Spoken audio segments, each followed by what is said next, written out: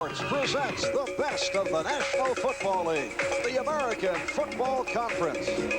Today from Shea Stadium, it's the Houston Oilers versus the New York Jets. Today's game is brought to you by the new Chrysler Corporation. For 1982, Chrysler has the cars, the quality, and the prices America needs. By Budweiser, for all you do, this Bud's for you. By Federal Express, when an absolutely, positively has to be there overnight, Federal Express. And by RCA Video Disc. Bring the magic home on RCA.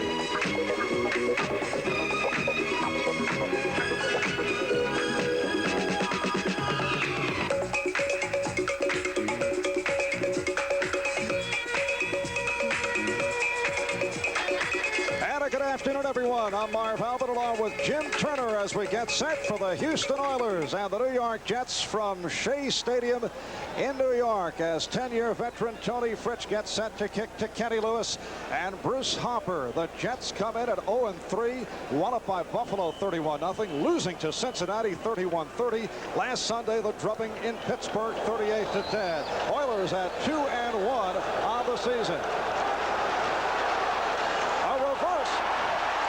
Kurt Sohn took it from Harper, but it does not pick up much yardage. So the Jets looking to maneuver right at the start. Right away. 19-yard return at all as you look at the Jet backfield. Richard Todd at quarterback. The free agent out of Purdue, Mike Augustiniak, getting a starting shot. And the receivers, Wesley Walker, Derek Gaffney. The tight end is Jerome Barkham. Several changes on the offensive line. Stan Waldemore replacing the injured Dan Alexander. John Roman replacing the injured Marvin Powell. 1st and 10 for the New York Jets at their 23-yard line. Freeman McNeil, the rookie from UCLA, stopped by Elvin Bethea. And a look at the 3-4 defense of the Houston Oilers. Andy Doris, who was a question mark because of a back injury, will start at left end. It was thought Mike Stensrud would get the start. Ken Kennard, the nose guard. Elvin Bethea, the right defensive end. Linebackers, Washington, Hunt, Bingham, and Brazil. Bobby Jones has replaced Derek Gaffney for a 2nd and 9, a 1-yard pickup by McNeil. And Todd throwing on 2nd down. Jerome Barkham, with no gain on the play of the left cornerback J.C. Wilson and the left outside linebacker Ted Washington making the stop. The secondary for Houston, there's J.C. Wilson, number 33. He's on the left side. Greg Stemrick on the right. The deep men, Mike Reinfeld and Vernon Perry. 196 games. Now Hopper and Lewis in the Jet backfield. Jets have been criticized during the course of the season for rotating their backs too frequently. Todd throwing on 3rd down. He's got the 1st down. Completing to Bruce Harper out of the 40-yard line. A beautiful play. We'll take another look at it. Marv, they're coming out throwing. They have to create some excitement today. I think we're going to see Bruce coming out of off the line of scrimmage, just a straight down, and then watch. Rich is going to drop back. He's reading the defense. It's a nice throw because he was well covered. Look at that coverage. He'll take it, make an extra effort here for the 1st down. That's a nice play. Robert Brazil making the stop on Bruce Harper. It's a 1st down for the Jets at their 40-yard line. McNeil and Augustiniak are the running backs. And this is Augustiniak picking up 3 yards on the play. Andy Doris, the left defensive end, making the stop. Jim, do you feel that the talent on the Jets has been grossly overrated? I don't know about grossly overrated, Mark, but I do believe in the preseason picks and even in the wintertime that they have been overrated. They're not a playoff team. They're not going to the Super Bowl. A lot of pressure has been placed on them. I think we see today this offense is going to come out throwing and be very versatile. 2nd and 7 at the Jet 43-yard line.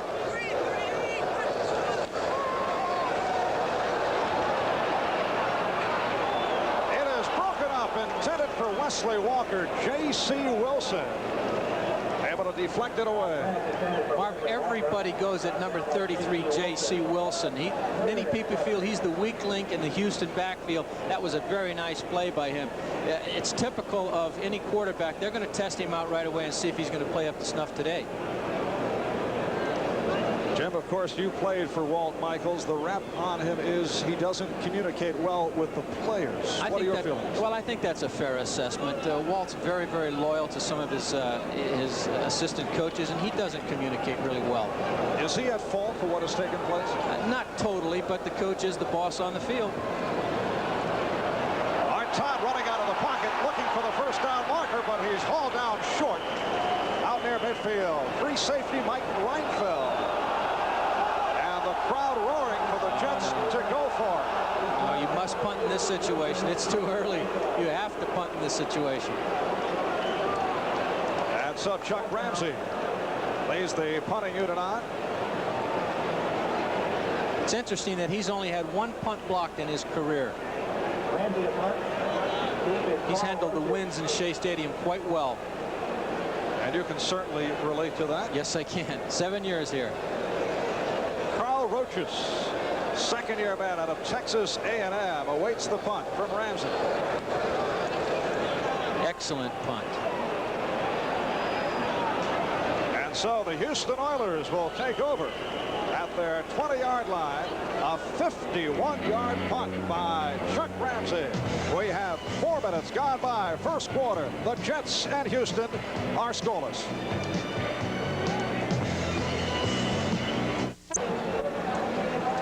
Back at Shea Stadium, the Houston Oilers getting set to go 1st and 10 from their 20. Earl Campbell said to be as healthy as he has been all season long. Only has a bruised left shoulder, bruised right shoulder, and a bruised neck today.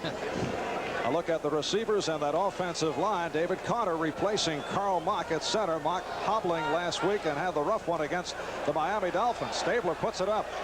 This is Campbell. Earl Campbell making his way for a first down and some more. Marv, they're doing just what they've been trying to do. Open their offense up. They've been working. Elijah Pitts has been working with Earl Campbell every day, throwing him 100 balls a day right after practice. They're running out of the split backfield, which is your passing formation. A quick pass to Earl. A lot of people don't think he can catch, and they're working on this.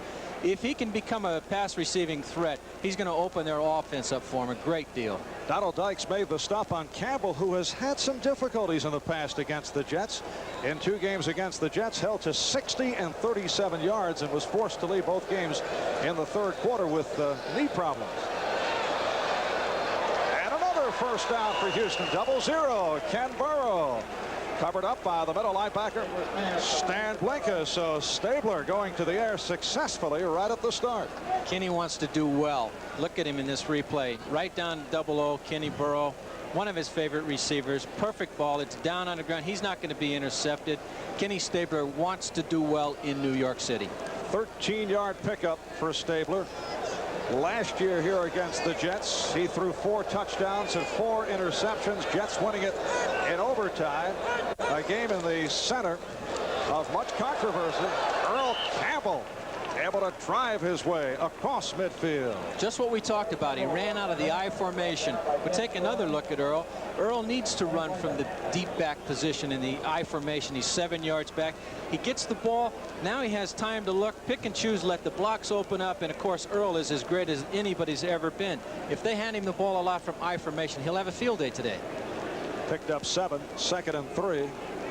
The game here at Shea last year in the spotlight relating to Stabler's alleged association with a gambling figure, and wants to do well here today. Earl Campbell with another Houston first down. Marv, arm tackles won't knock that man down. You've got to hit him head up, maybe down on the shoestrings, but arm tackles aren't going to do it. He's already scored 46 touchdowns rushing. Watch him handed the ball once again from the eye. No way can you do that. Might as well get a bus ticket and ride him. He's not going to do it. That was Kenny Schroy, who could not hang on. 3 missed tackles. Finally, they hog time. No, sir. And Houston moving well on this drive. First down at the Jet 39-yard line. Rob Carpenter, Earl Campbell out of the pro set. Lots of time. Well, the complaint last week was that Stabler had very little time. That time Mike Bauber not able to hang on as Blinka was covering on the play.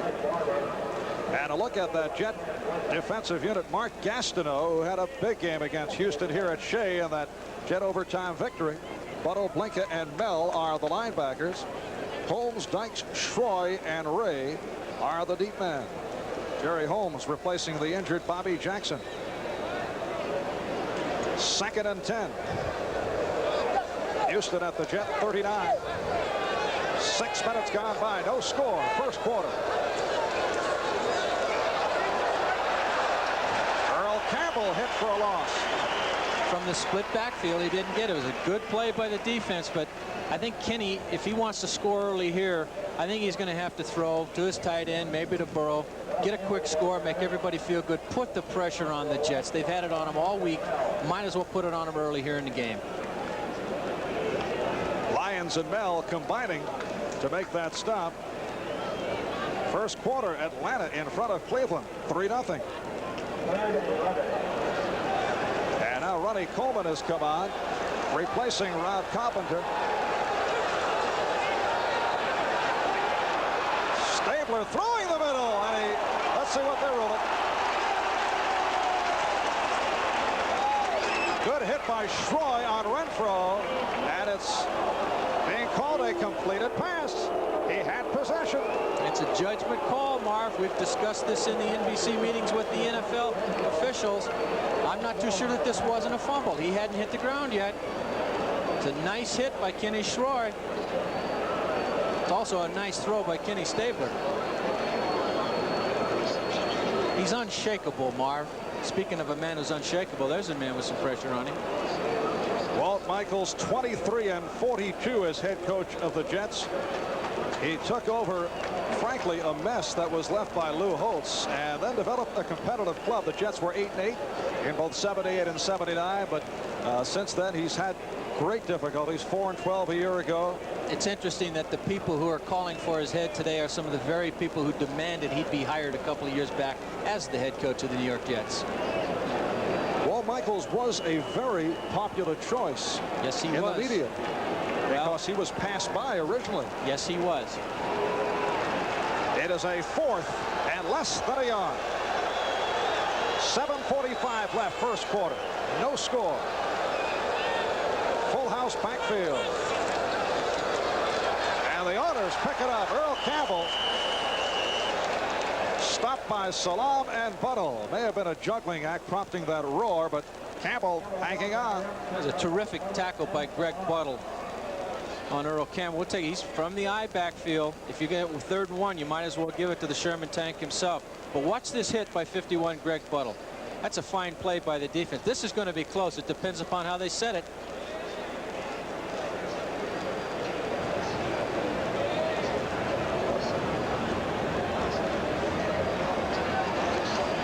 And the Oilers feel they picked it up. It's going to be close, Marv. From our broadcast angle, I thought they did. We'll see.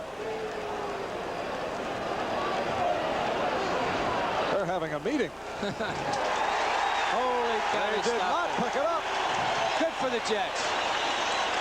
That'll pick them up. Good for them.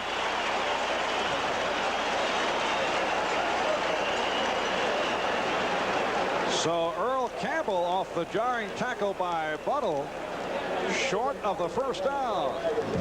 And the Jets will take over now. 1st and 10 at their 30-yard line.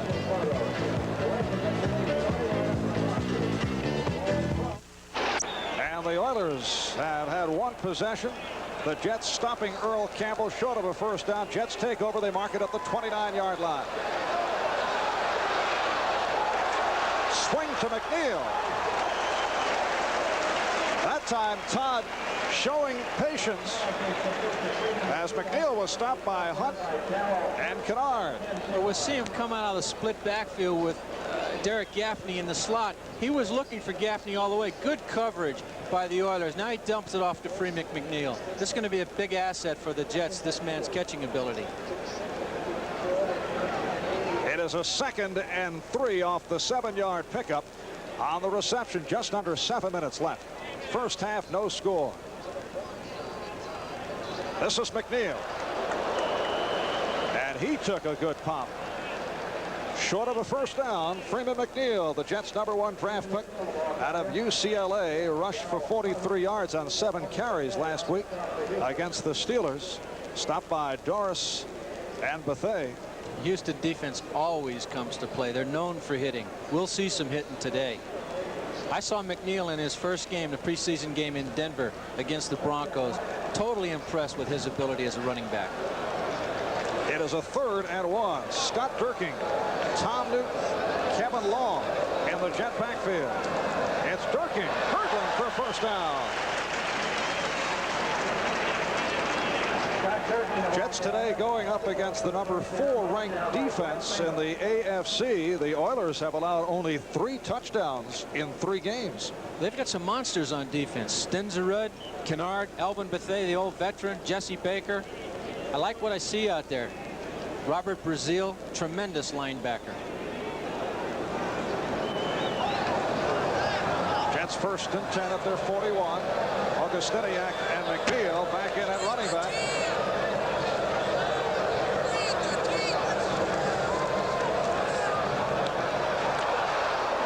Augustiniak taking the quick pop at the 45 by the right inside linebacker Greg Bingham.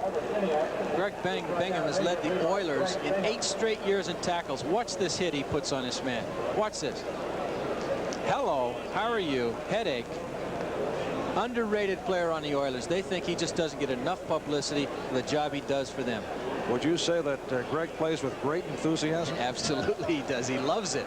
Most linebackers do. 2nd and 6 at the Jet 45. McNeil in motion. Augustiniak. First down and more.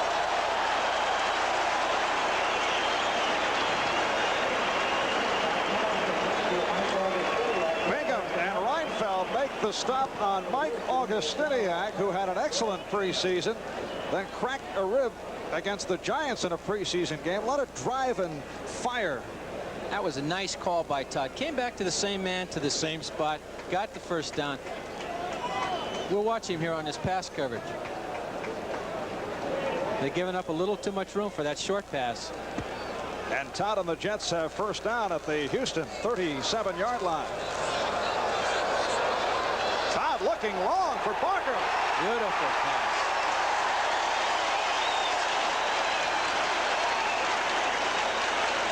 First and goal at the 5. Jerome Barkham tackled by the right cornerback Greg Stemrick. In his 10th year, Jerome Barkham named Captain Emeritus by Walt Michaels this year. Look at the pass play. It's a beautiful pattern. Very good coverage also. The Jets have opened it up, wouldn't you think? Todd has looked very sharp here in this first quarter. 32-yard reception. 3.5 minutes remaining. First quarter, no score, but the Jets now first and goal at the 5. Walker to the right and Jones left. Look out. Let's see if he was drawn off. You never know. Let's take a look. Well, I didn't see any movement, Marv. That's Ken Kennard, the nose guard. He was anxious.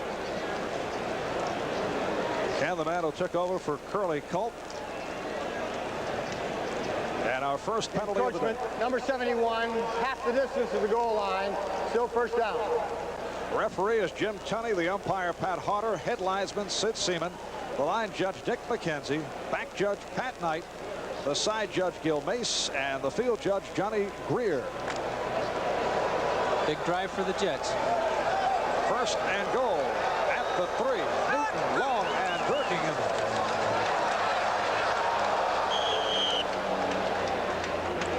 Kevin Long utilized in short yardage situations. Gang tackled Vernon Perry, the strong safety, the first to get to him. They tried to go around the end. He slipped trying to make the cutback. Maybe he's wearing. No, he's not. He wouldn't have gotten that far if he had high tops on. Second and goal at the 2. This is Long again, and he's stacked up short of the goal line.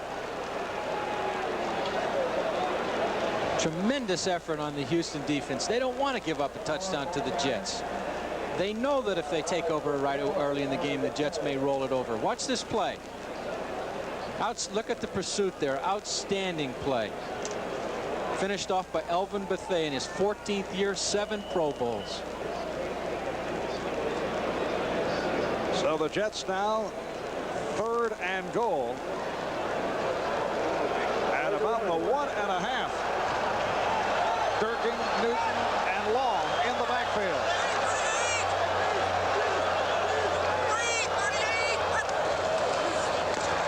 Play action. Touchdown. Kevin Long.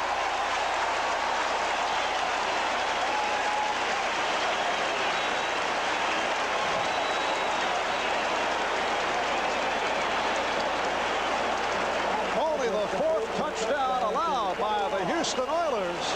And if there's any way that this crowd can be won over, it is on plays like this. It goes without saying that was an outstanding drive by Richard Todd and the Jets. He faked a quick trap, found Kevin Long wide open in the end zone. All right, Pat Leahy driving it through. 9 plays, 71-yard drive, consuming 5 minutes, 16 seconds. And the Jets in front of Houston by the score of 7-0. To run. Jim, the rap against the Jets among many is that they've looked too tight. They've been playing scared. That type of drive leading to the touchdown can certainly change things around. I would think it would help them a great deal. They scored early. It was a long drive. They did a good job against standing defense. So the Jets up by the score of 7-0.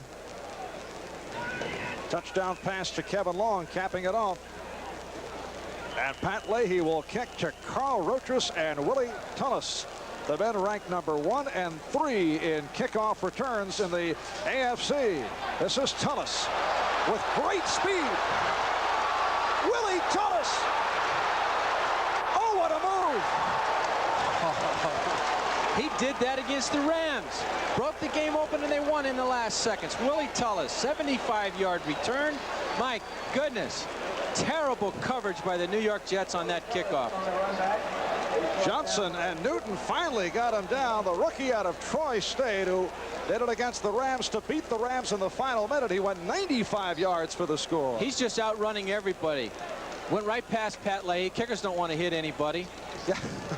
They're not trained to hit anybody. Jim talking from personal experience. Absolutely. Good pursuit by the Jets to catch him, but this is what broke it open before for him. First down for the Oilers at the Jet 25-yard line. And Jerry Holmes was beaten by Mike Renfro. Jerry Holmes replacing the injured Bobby Jackson. Beaten by wide receiver Mike Renfro, the 4-year veteran out of Texas Christian. Boy, Kenny stood in there under an awful lot of pressure. Watch this. They're just coming through. Gastineau, he's knocked down a tremendous catch. I'm not too sure that he didn't fumble that ball at the end of that play. If they score here, this is going to hurt the very thing we talked about a second ago about the Jets. It's a 19-yard pickup. Houston 1st and goal at the 6. Here's Campbell.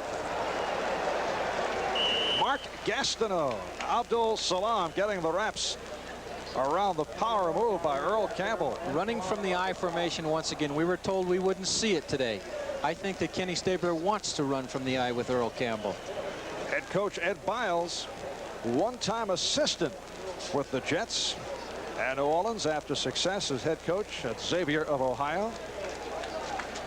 Ed Biles was an assistant under Bum Phillips for 7 years in Houston. It is a 2nd and goal at the 3, and again out of the I with Carpenter in front of Campbell.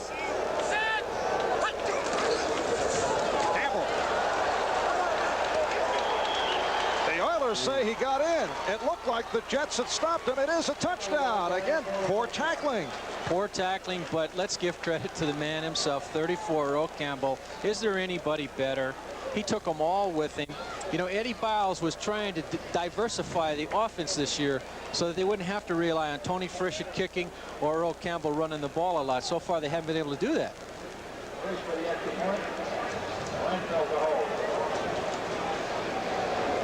Seinfeld will hold Mr. Accuracy, Tony Fretch. I kicked a long time in the league, but I admire this little guy. Tremendous percentage of successful kicks made. Looking to make it 5 out of 5 on the season in extra point conversions. Gastineau, one of several to jump. You know, that's not a bad move on the defense. I've always adhered to this, that the defense should jump off sides. So what? It only costs them a few seconds or maybe a few yards, but it bothers the field goal kicker. And if you can mess up an extra point, it'll be penalized on the kickoff. But if you can mess up an extra point, who knows what the scoring combination will be at the end of the game. Did that bother you? I think in a cold weather and the wind, yes, it bothered me, sure.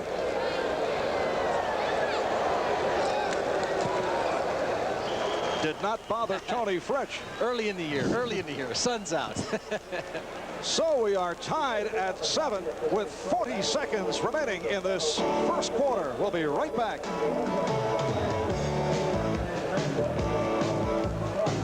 With his touchdown of the season. And we're tied at 7. Tony Fretch getting set to kick to the combination of Kurt Sohn and Kenny Lewis. This is Sohn.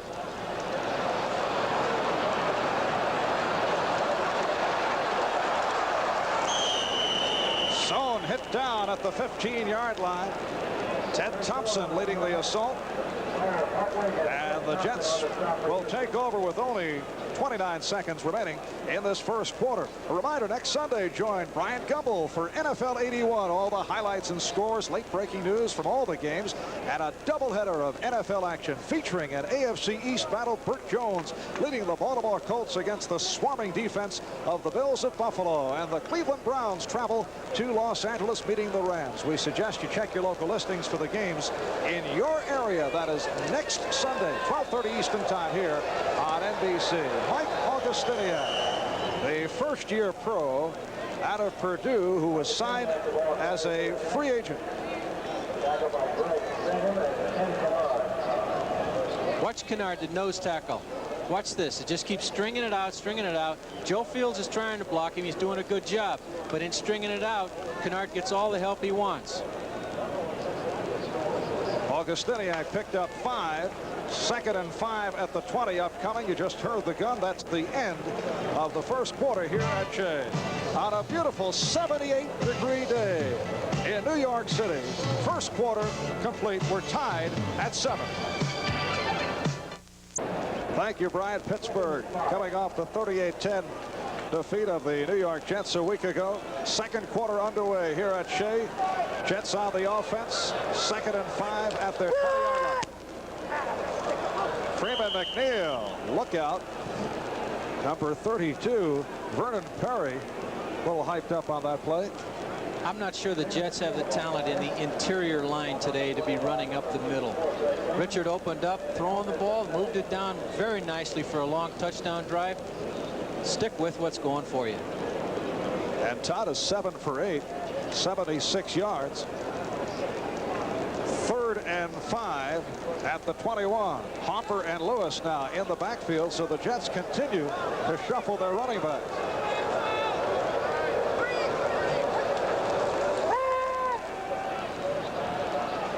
Hopper on the completion. Beautiful move by Hopper, who hurt the Oilers last year here at Shea in that Jet overtime victory. Greg Stembrick, the right cornerback, forced him out of bounds. Very sharp pass to Bruce Harper.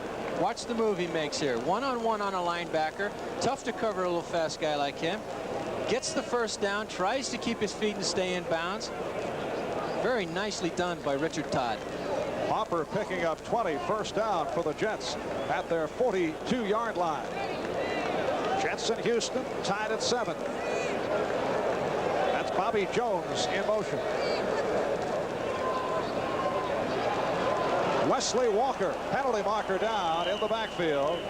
A short pickup. J.C. Wilson was right there to snuff it out. Just a quick screen to your flanker. Wilson may have been offside. He threw it so quick.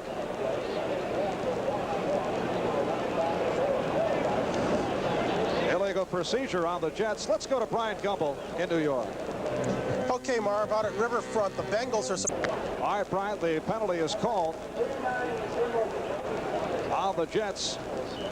Bobby Jones, the man called for the penalty. He was offside as he peeled off to the left. So the Jets now 2nd and 10 at their 42-yard line. Gaffney in the slot to the left.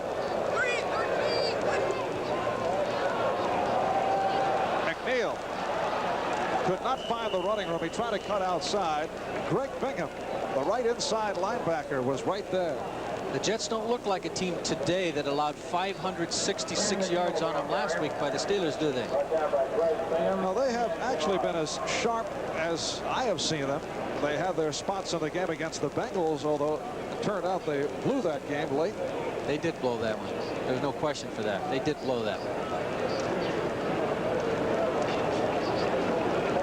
Jets now have a 3rd and 4 at their 45-yard line.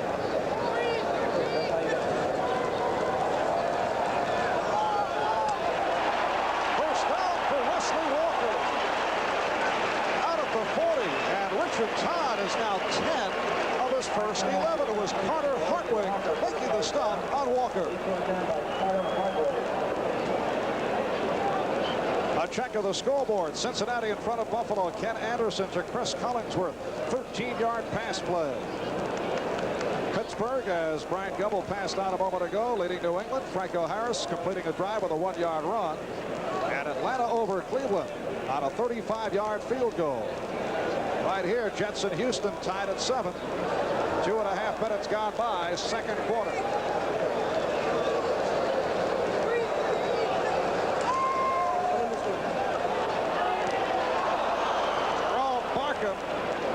Had it deflected away by the left corner, J.C. Wilson. They're definitely working on J.C. Wilson. There's no question in my mind. They went last time. They came right back with it again.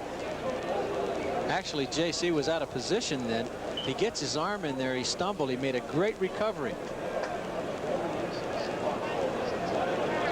2nd and 10 for the Jets at the Houston 40.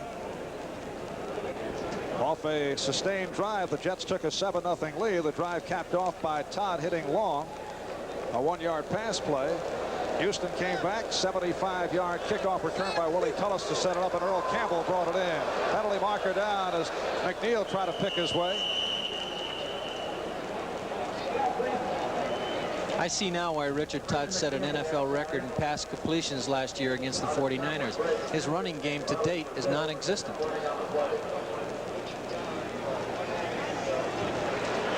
Offside against the Oilers.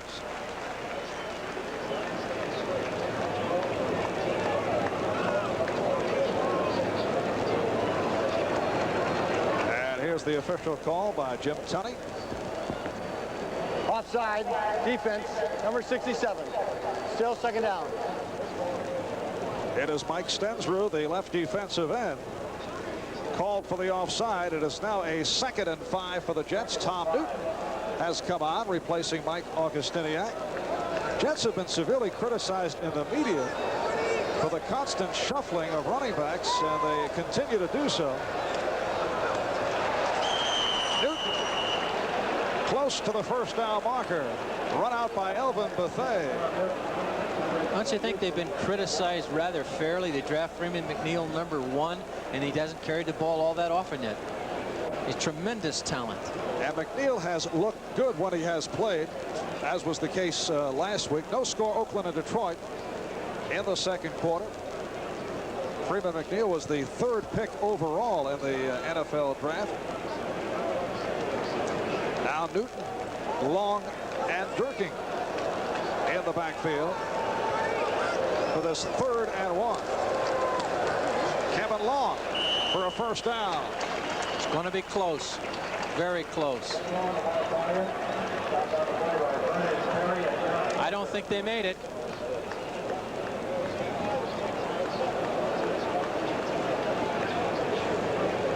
Kevin Long has been upset about not playing at all against Pittsburgh last Sunday. He has seen considerable action here in the 1st half against Houston.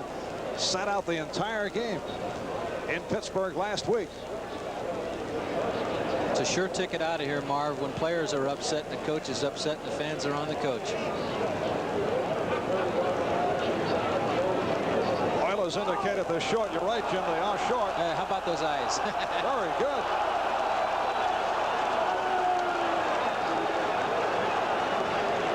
See, this would be an interesting kick. If they decided to kick a field goal, Pat Leahy would have to go from dirt to grass, which might hinder his approach. So I think Walt is deciding to go for it here.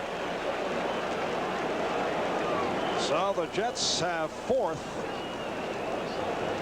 and inches. This is a good call by Coach Walt Michaels. McNeil and Long in the backfield, and Todd on the sneak.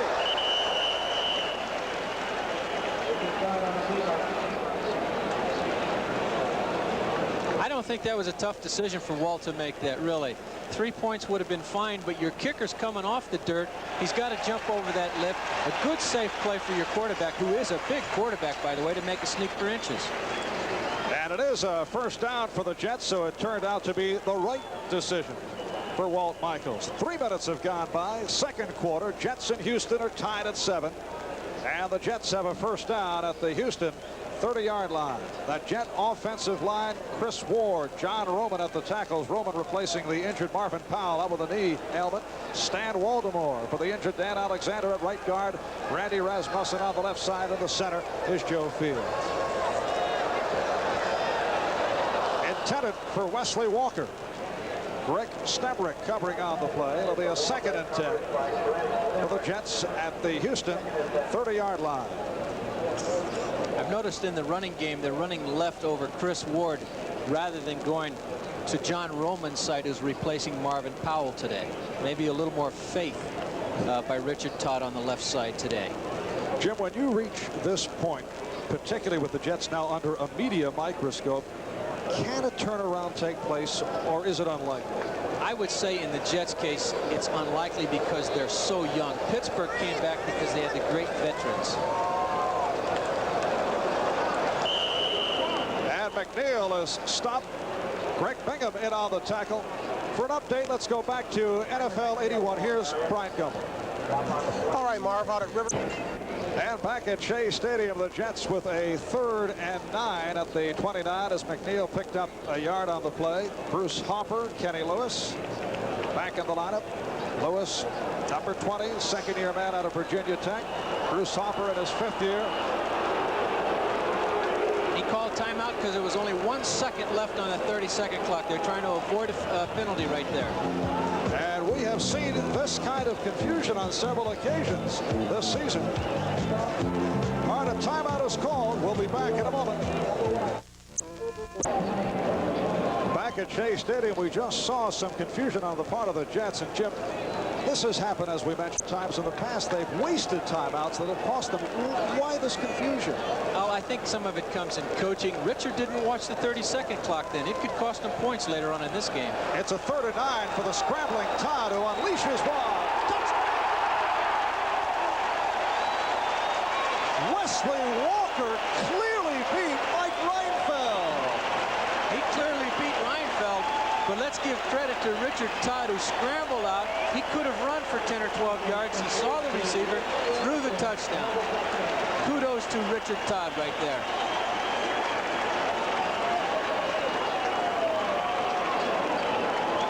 Watch the coverage. We've got a good view of the secondary here. Watch him. Now he's scrambling. Now he makes his break. He's totally wide open, but only after Richard scrambled out of the hole. So Pat Ryan holding for Pat Leahy. And the Jets have jumped in front of the Houston Oilers by the score of 14-7.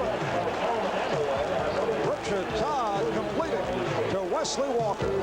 We'll be back with the Jet kickoff in a moment. Thank you, Bryant. And Pat Leahy getting set to kick off to the tandem of Carl Rochus and Willie Tullis. Last kickoff, Tullis returned it 75 yards. Rochus lets it fly by. Outstanding kickoff by Leahy. Well, the Jets with a 13-play drive, 85 yards, and here's the excellent maneuver by Richard Todd. Tremendous athletic ability here. Gets him out 7 points. Look at this. Could not have done it if he hadn't had good legs underneath Richard. A lot of quarterbacks like Morton, even Stabler, they can't move. That's why they got 7 points from there. Wesley Walker with his second touchdown reception of the season. And the Jets consuming 4 minutes, 44 seconds to do it. Houston 1st and 10 at their 20-yard line. Earl Campbell stopped by Klecko and Bell. Marv, a quick touchdown, a nice drive by the offense. Always hypes up your defense. A nice play by Joe Klecko, number 73. He ought to be pretty proud of an old teammate of his, Steve Watson from Denver, who scored 3 touchdowns last week. Klecko has been limping right throughout the week. He plays hurt, Marv. He plays hurt. He's been hobbling with a sprained ankle. Loss of 1, 2nd and 11 back at the 19 as they go out of the eye. Campbell found the hole, but the Jets then closed it. Well, Kenny's playing it safe down here. He's not going to throw one up, cough it up, and let him have good field position or another cheap touchdown. You can't shake up Kenny Stabler. He wrote the book on coolness on the field. Lyons, Bell, and Schroy combining. 3-yard pickup. It's a 3rd and 8 at the 22. And the Jets put the extra defensive back in. Johnny Lynn comes in at the nickel back position.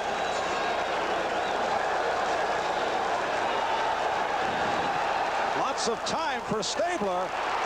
And it is intercepted. Pass intended for Renfro. Johnny Lynn, the second-year man out of UCLA, with a big play for the Jets.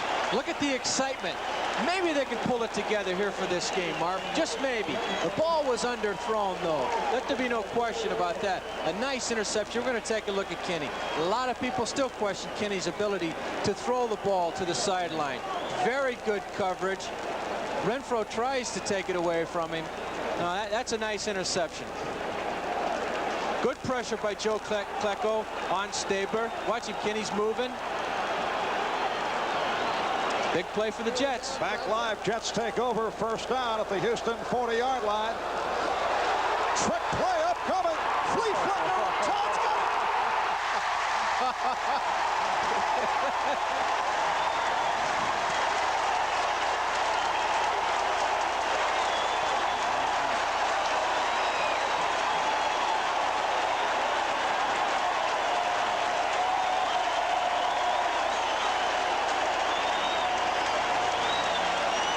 Richard Todd to Mike Augustiniak, and Todd fires the flea flicker. Perfect timing for that call right after an interception. Look at it, no one within 15 yards of him. Wesley Walker with his 2nd touchdown reception of the day. Nice call, Joe Walton, offensive coordinator. Here's Leahy. And this capacity crowd that, as anticipated, booed the Jets as they came out of the field at the start, has been turned around. The Jets leading Houston by the score of 21-7. Received a rousing standing ovation from the crowd off the successful flea flicker, 40 yards in the air. Todd to Augustiniak, to Todd to Walker. They were trying to keep it away from Tullis and Rochus. Carl Rochus run out of bounds. Johnny Lynn, who picked off the pass that led to the last Jet touchdown, running him out of bounds. Take a look at it again. A trick play, short flea flicker. Oh, Todd was met with a hit there. Look at this. No one there. A perfect call after an interception. It has all gone right for the New York Jets here in the 1st half. Looking to bounce back from the 0-3 start, and they lead at 21-7. 6 minutes gone by, 2nd quarter.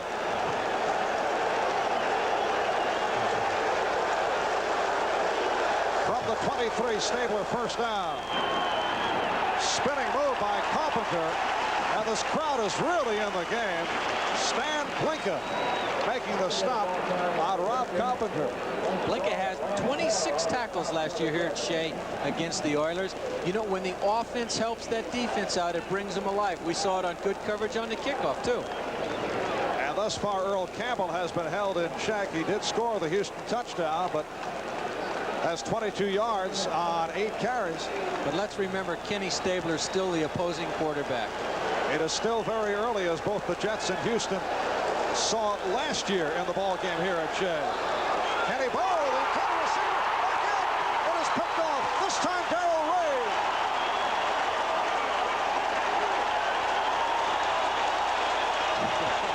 So Stabler intercepted by Lynn and now by Ray.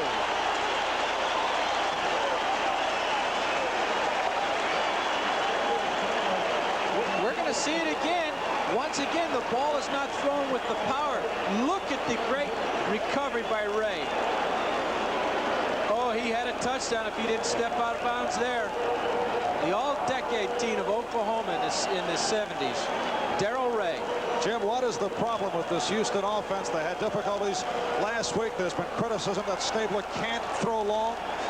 I think he can throw long. I don't think there's any question that the crispness is taken off his ball, though. First down at the 43, Augustiniak.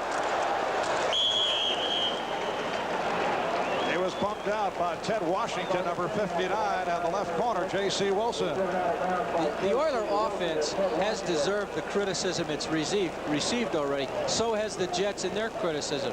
This is a game today where Kenny's now backed up against the wall, against the team who's been browbeaten not only by the press, everybody in New York. When you give a sleeping dog a break, he's going to come back, believe me. 2nd and 8 for Houston at the Jet 41-yard line. 8 minutes remaining first half. Jets on top 21-7. McNeil and Augustiniak in the backfield.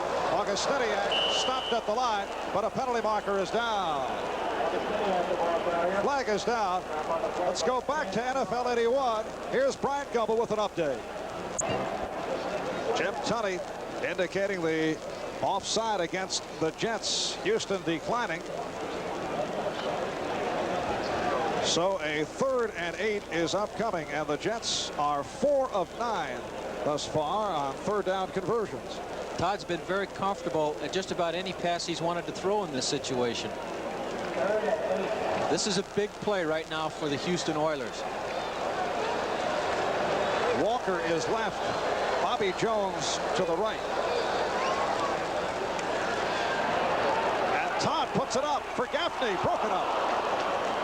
Good play by Vernon Perry, the strong safety, to keep it away from Derek Gaffney. I question that call. 8 yards to go. They've been very successful throwing under. He was a little too hungry right there, Marv. I question that call. A couple of yards further up, they could have got in the field goal range. So Chuck Ramsey will punt for the 2nd time this afternoon. Carl Roches back in single safety. He's averaging only 4.5 yards per return as he awaits the Ramsey punt. Roches goes 5'8", 165. He's a 2nd-year man out of Texas A&M, and a directional attempt by Ramsey, but got too much on it. So they'll bring it out to the 20. He was looking to angle it to the corner. Just under 8 minutes remaining in this first half. The Jets in front of Houston by the score of 21-7.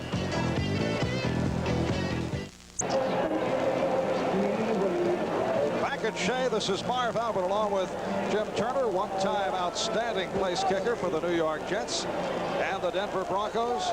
The Jets in front 21-7. Houston first down at their 20. Tim Wilson and Earl Campbell now in the backfield. Campbell follows Wilson and gets outside. Earl Campbell.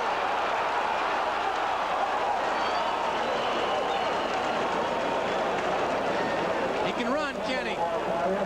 235 pounds. Once again, a quick pitch out of the I formation. So what we were told before isn't holding up, Marv. Watch him turn the corner here. You wouldn't think a man that big would be that fast. Look at him. If he hadn't stumbled right there, he may have gone 80 yards. And number 47, Jerry Holmes, second-year man out of West Virginia, able to race him down. A 44-yard run by Campbell. That's his season-long 67 yards, 9 carries now for Campbell. First down at the 37. And Stabler brought down by Gastineau. Mark Gastineau, who saw a lot of Kenny Stabler in the game last year here at Shea, with his first sack of the day.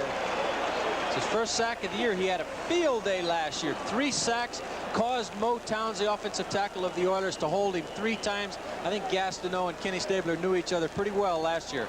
Watch it. We'll see it again. A quick fake in there to Earl. He's looking. Everybody's covered. And Gastineau, watch him throw him down. Oh, you can't treat an old fellow like that. Look at him. A loss of 10 on the play, making for a 2nd and 20 for the Oilers. Earl Campbell swallowed up at the 45. Joe Klecko among several Jets to get at Earl Campbell, and we're looking at a crisper New York Jet ball club right now. But keep in mind, last year here at Shea, the Jets led the Oilers 21-0 at one point.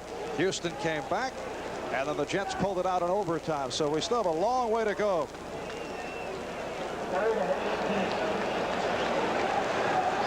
It is a 3rd and 18. Ronnie Coleman has replaced Tim Wilson in the Houston backfield. Look out. The blitz, and Stabler goes down again. Combination of Gastineau and Ray on the blitz. But a penalty marker is thrown. A safety blitz. A safety blitz caught Kenny then. We were told before the game that they would do anything they could today to win this game. I think we might see a little roughing the quarterback there. Face masking. That hurts. That really hurts. We'll take another look at it. We're going to see Darrell Ray, the safety, coming in. Tremendous pressure from everywhere. Yeah, there it is. Gastineau puts the finishing touches on it, but there was a face mask. Personal foul, grasping the face mask, 5 yards and first down. Jim, what do you assess as the major reason that the Jets have been able to turn around to this point in this ball game? I really think it's simple. Everybody in the world has been against the Jets, the New York media, the fans, and now that they see they've got an opportunity to come together as a team, it's pretty easy for them to play good now. You feel there's less pressure on them now? Yes, at this moment, yes. First down at the 48-yard line. Tim Wilson, who nearly coughed it up, gets to the 45. Buttle and Blinka bring him down short of a first down. That wasn't a sharp handoff. We'll see it here. He didn't really have it in his possession for the first 3 or 4 yards. Look at. That's one of the good breaks of the game for the Oilers, that they didn't fumble right away right there, and still picked up 6-7 yards. 2nd and 3 for Houston at the Jet 45-yard line. Again, they're out of the eye.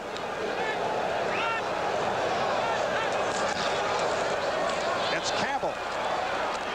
Close to the first down marker. Abdul Salam makes the stop. Penalty marker down. Right here, though, let's go to Bryant Gumbel. Well, Marv, we told you there were...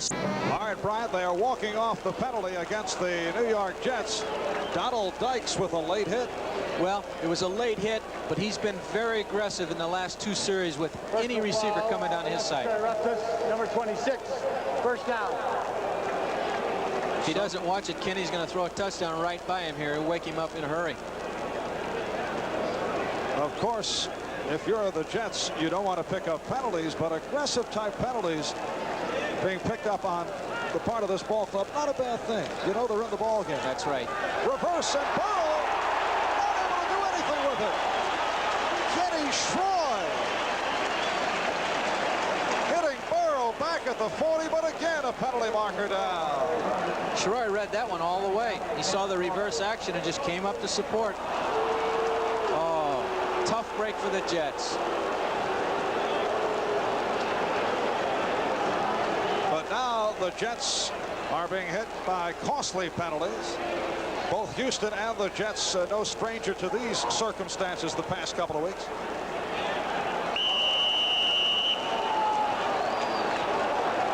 I believe they're going to call that one on Joe Klecko. I think they've just called it.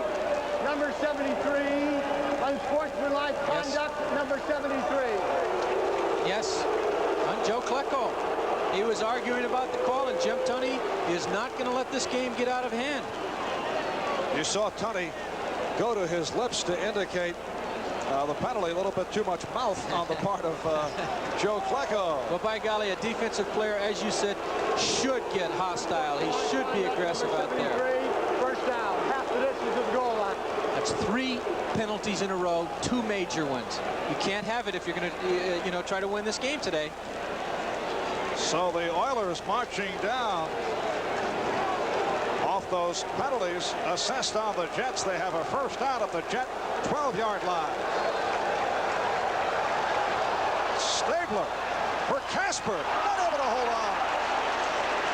You won't see that very often. Dave Casper dropping a touchdown pass. That's a DB drop ball. Perfect pass by Kenny Stabler. See the tail end of it. Casper's wide, a perfect pass. Look at this. Very seldom do you see this. Casper beat Buttle. It's been a rough week for Casper, playing with a pulled hamstring. He's been battling the flu. Actually has not been healthy since the opening game against the Rams. 2nd and 10 at the 12, just under 5 minutes left. Second quarter.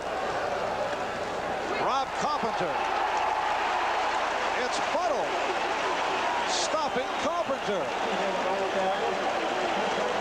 Great defense. I just don't know what to say. I am surprised at the way the defense is playing. They're reading their plays. Their game plan evidently was well scouted out this week.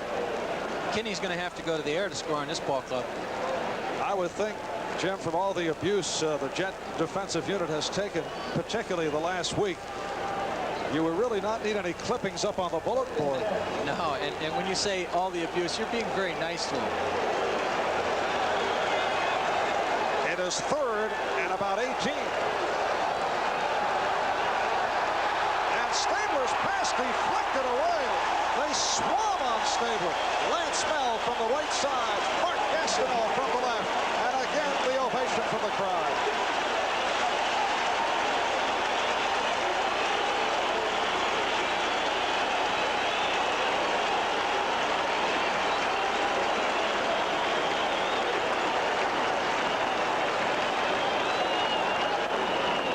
Tony Fritsch, who is 6 for 7 thus far this season. His only miss was a blocked field goal. Will come on following the deflected pass. Reinfeld holding. It's a 37-yard attempt. And it's good. Tony is the leading active scorer in the AFC, the leading percentage kicker in football. So the Jets over the Oilers now, 21-10. Off the wide belly. 37-yard field goal by Tony Fritsch off that Houston drive. That was stopped by the Jets, but a drive that was helped by 7 penalties in all. 2 declines, 7 penalties for 61 yards called against the Jets. This is Sohn on the juggling end. Kurt Sohn out to the 27-yard line. The penalty situation here in the second quarter, reminiscent of the Jet defeat at the hands of the Bengals 2 weeks ago, when they were called for 19 penalties in all, 14 of which were accepted.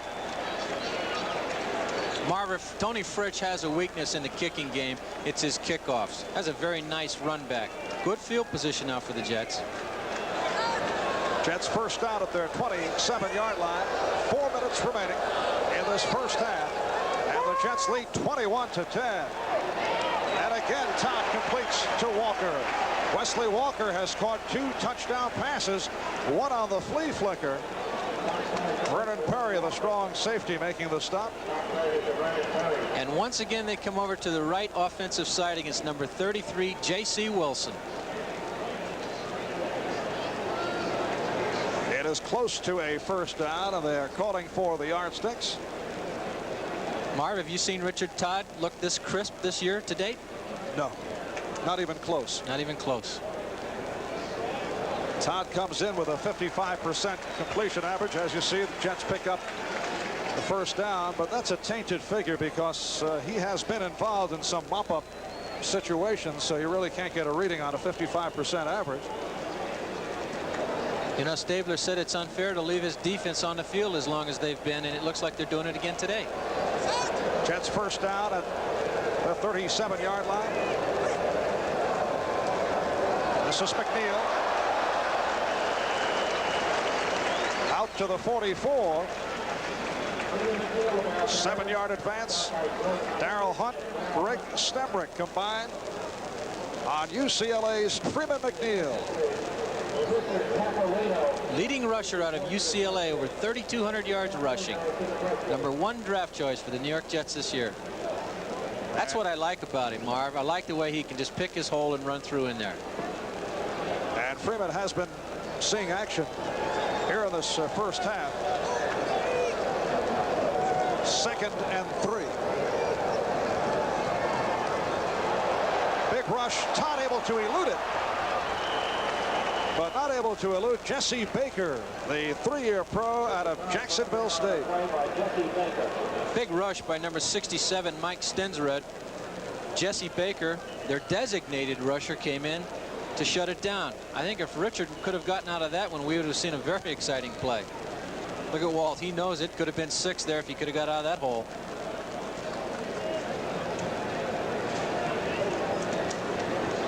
It is a 3rd and 7 at the Jet 41-yard line. Hopper and Lewis now in the backfield. Bobby Jones slot right.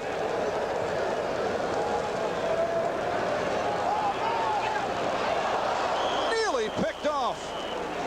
Intended for Bobby Jones. Vernon Perry very upset with himself. Well, they flooded the right zone again. Vernon Perry and J.C. Wilson's side. Vernon Perry, all-pro a couple of years ago. He's been hurting this year. Watch J.C. back up. They're going to run it down and in. Pretty good pass. Vernon's there to support. Strong safety coming inside. Just about made an outstanding interception. So Chuck Ramsey from his 26-yard line. He's been averaging 47 yards. And a beauty. Roaches. Slow it under. Inside the 15. Kenny Lewis, number 20, leading the attack on Carl Roaches as we approach the 2-minute mark here in this first half. Buffalo leading Cincinnati 14-7 in the second quarter. Pittsburgh over New England 14-7 in the second. Atlanta by 3 over Cleveland 10-7 second quarter. Oakland and Detroit no score in the second. Philadelphia leading Washington 7-3. And Miami over Baltimore. Bryant will have all the details and the highlights upcoming at halftime on NFL 81. Beautiful punt by Ramsey, Jim. 64 yards. Roaches committed the first sin of a punt return, man. Never field the ball inside the 10. And first down at the 13.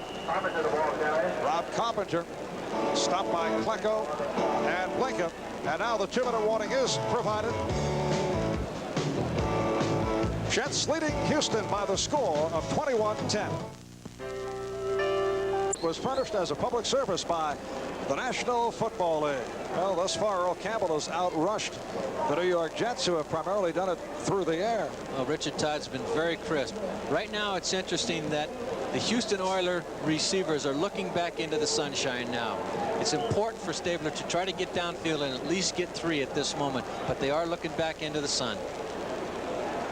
And the wind, to this point, not a factor, as it has often been the case here at Shea, as you can attest to. A rare day in Shea.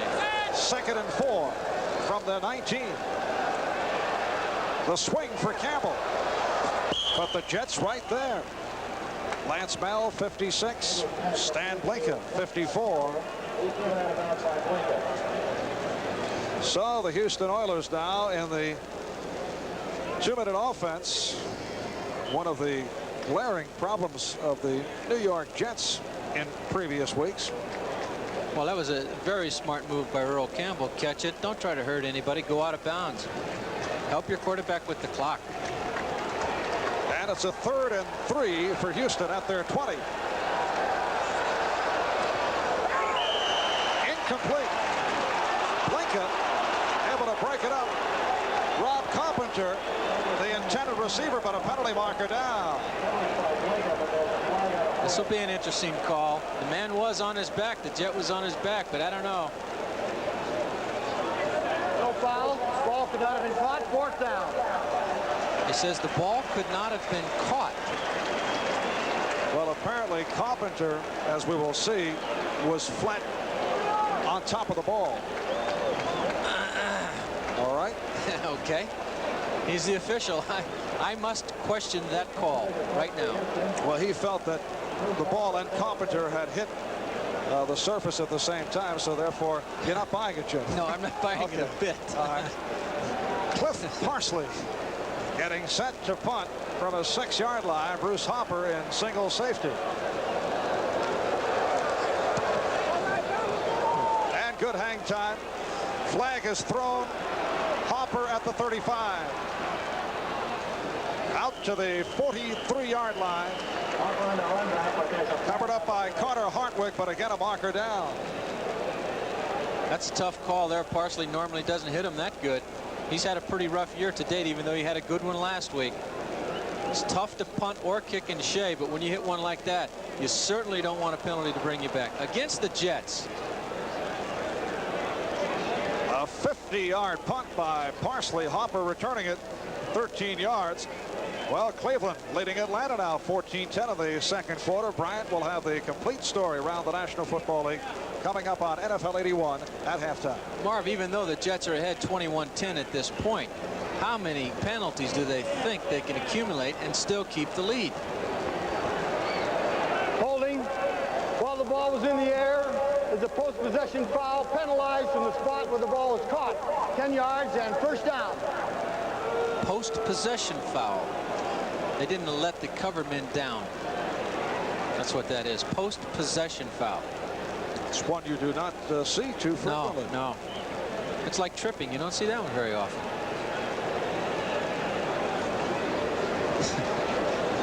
It is a 1st down for the Jets now back at their 20-yard line. Todd goes short, but it's incomplete. Kenny Lewis, the intended receiver, and a penalty marker down, and the crowd roaring their appreciation. That's a good call. Robert Brazil was all over his back. He's hitting himself in disgust. He knows. That's a good call by the official right there. There's the perennial All-Pro. Defense, number 52. 1st down. Robert Brazil in his 7th season out of Jackson State. If you could ever want the perfect prototype for a linebacker, he is it. Look at him. Tremendous size. He's extremely fast. 5 times in the Pro Bowl. He's something. 6'4", 237-pounder Robert Brazil. 1st down at the 22. Todd able to beat Baker, and now in trouble. Hammer down across the 25-yard line. Darrell Hunt, Ted Washington. Todd able to get off the play in a hurry now. The pass complete for Barkham. 1st down and more across the 40-yard line. The hurry-up offense being utilized by the Jets. Keep in mind, they are 1 timeout short because they did waste one earlier. I like this aggressiveness, Marv. They were in the hole. I like what I see on offense right now. And that one, a dangerous pass. Double coverage. Saves them a timeout. Now they can regroup in the huddle. Double coverage on Gaffney. And the clock is stopped with 50 seconds remaining in this 1st half. This allows Richard to gather his thoughts. The young team, offensive team in front of him. They can regroup in there, talk about it. It's as good as a timeout sometimes. They have 50 seconds on the clock. Let's see what he can do in 50 seconds. Let's see if he can utilize a 2-minute drill that they've been failing to do so in the season today. 2nd down for the Jets at their 43. And that time, Kenny Lewis stumbled, lost his footing. Robert Brazil covering on the play, so it'll be a 3rd and 10 coming up. This will be an interesting call. Do you try to move it up? You go for the bomb? What do you do?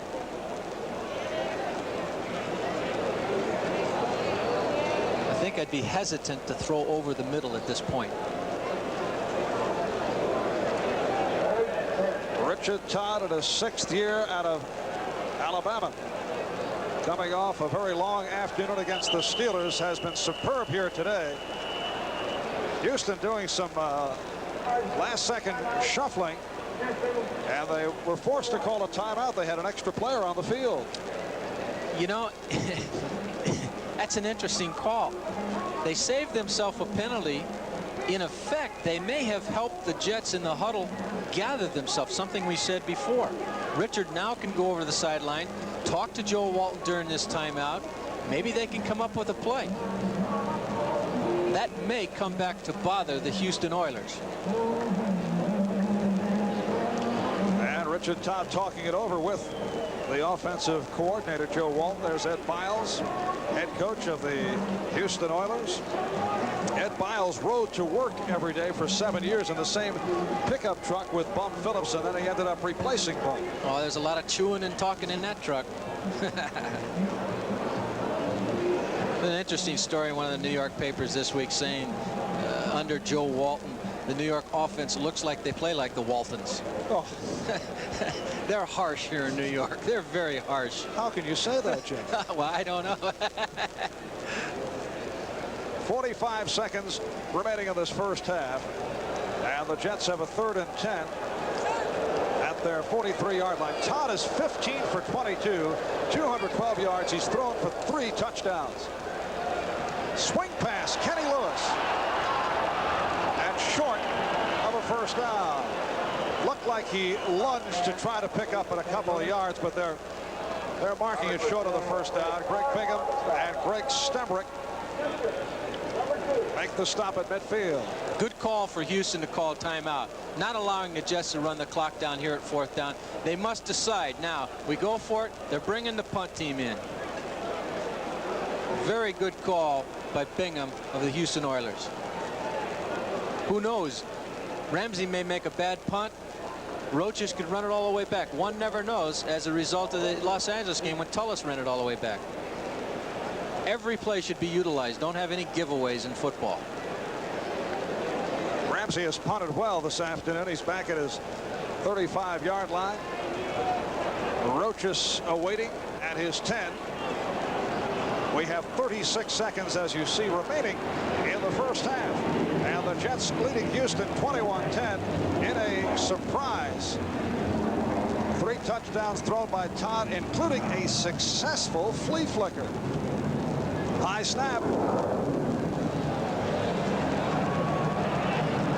And again, Ramsey promotes the return, and it just did angle out of bounds, but across that goal line. It crossed the goal line, but that's about as close as you're ever going to come to a perfect punt to the corner. So it'll come out to the 20-yard line with 27 seconds remaining in this first half. Marv, right here in this stadium, I saw the Oakland Raiders with Darryl LaMonica beat the New York Jets with 1 second on the clock in the game. So with 27 seconds in the game, we'll see if the Houston Oilers decide just to run it out, go in and regroup, or what. But you can do anything with time on that board. Jim, that would only happen in the old AFL. In the old AFL, God bless the AFL. First down at the 20-yard line. Here's Carpenter getting outside. Rob Carpenter, nice move.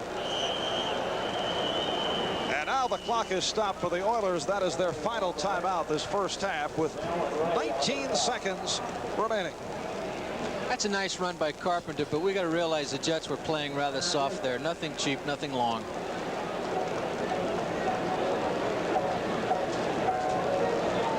So the Houston Oilers first down at their 38-yard line. 18-yard run by the 5-year man out of Miami of Ohio, Rob Carpenter. Head coach Ed Miles chatting with Ken Stabler. Someone wrote that Stabler looks like a pirate who loves his work. Not a bad description. That's not a bad description. I guarantee he loves his work. If you've never been snake bit, beaten in the last 2 seconds by Kenny Stabler, you've never had the privilege of watching a man work like a surgeon and tear a team apart. I have the utmost respect for Kenny Stabler. Ken has had his difficulties, though, against the Jets in their last 2 meetings, and both were overtime games. Houston winning one and the Jets winning last year, but in his last 2 games against the Jets, he's suffered 9 interceptions going into today and has had his problems in that area in the first half. Some teams rise up and play against other teams very good. In the old days, the Jets had a hard time beating the Denver Broncos.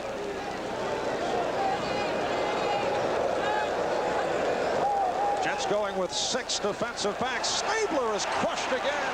It's Joe Klecko getting to the quarterback. He's had 1 sack now in each game. 4 in 4 games. Joe Klecko.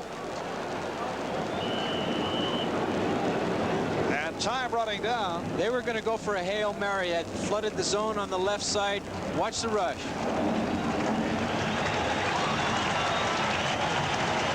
And the clock will run out of the first half for the New York Jets. Their finest moments of this 1981 season.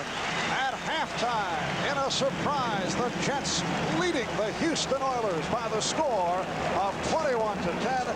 We'll be back with our halftime activities. NFL 81 upcoming right after these words.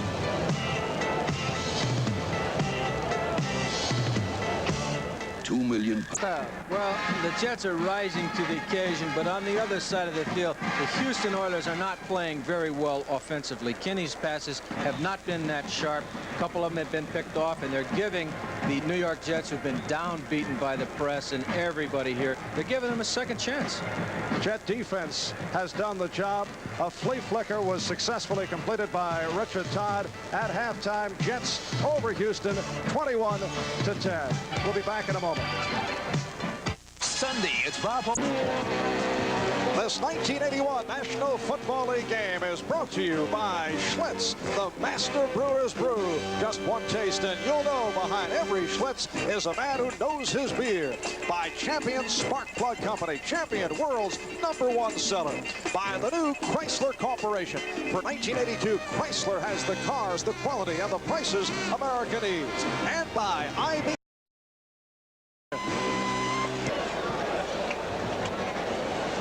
Back at Shea, Marv Albert, Jim Turner. We're getting set for the second half. Jets leading Houston 21-10, and Jim Turner is in the stands canvassing thoughts from fans. Let's go downstairs to Jim. Thank you, Marv. I'm in Section 18 here in Shea Stadium. I'm going to ask a gentleman right now, with all the grief on Walt Michaels this past week, what do you think about the Jets now? I think the Jets are a fine football club. They may be badly coached. You think they're badly coached? I think so. When I see people, coaches like Tom Landry and Bum Phillips, and all having great successes with good teams, I think that really they might be badly coached. You think they should change the coach? I think so. Thank you. All right, where you at? Here's 2 guys that really want to talk to us. What do you think about the Jets today after looking so poorly last week? This week they look great. I can't understand what the difference is. How come they can't play like this every week? Oh, this is the NFL, that's why. Why? They should be able to do this. They can do this against Houston. Don't make too many mistakes. What kind of mistakes? Penalties, too many penalties. Too many penalties? Well, Michaels was the wrong coach, but Jim Kensel's the problem. He doesn't want to hire George Allen. He doesn't want to lose any. Is all the problem, right? Jim Kensel. Leon Hill should come out and speak to the fans. Why don't you come? Okay. What do you think about the Jets? The Jets are #1. They're great. Oh, we found a live one here. He loves the Jets. Yeah, keep him. Marv, I'm going to throw it back to you. I think I'm going to get mugged down here. All right, Jim. I've never seen a former field goal kicker get swallowed up by the crowd. Jim Turner talking with fans here at Shea Stadium as we look at the first half statistics. Yes, yards passing the story. 216 yards in the air for Richard Todd, who was 16 for 23, although the Jets have been outrushed primarily by Earl Campbell. Oilers 96 yards on the ground, only 24 yards passing. Stabler 5 for 11. And again, that offensive line, as was the case last week against the Miami Dolphins, having difficulty. The start by Carter ends Mock's string of 155 consecutive starts, including 7 playoff games.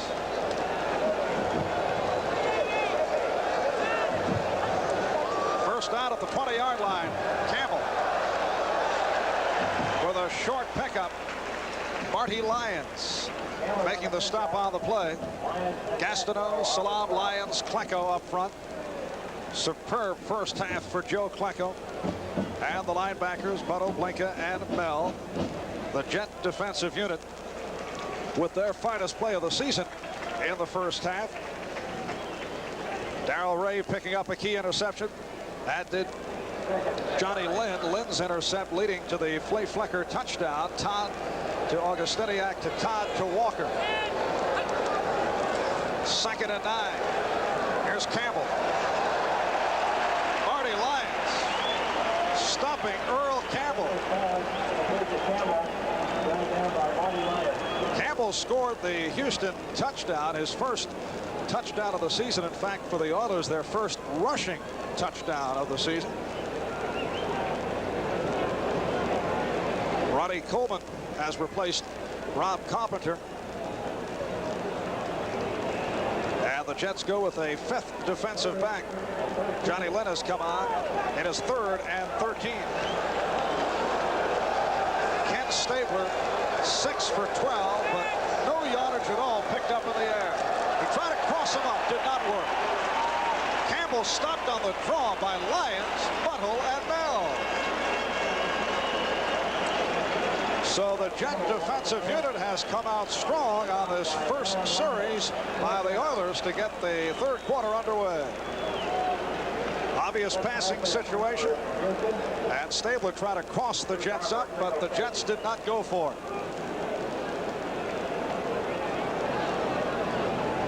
Here's Cliff Parsley back at his 5. This is Bruce Hopper. Tripped up, but a penalty marker down. Number 36, Carter Hartwig, getting a piece of Hopper, who at first was thinking fair catch and then changed his mind. But the penalty marker down, and we'll hear it from Jim Tunney. Well, my broadcast partner Jim Turner making his way back from the stands.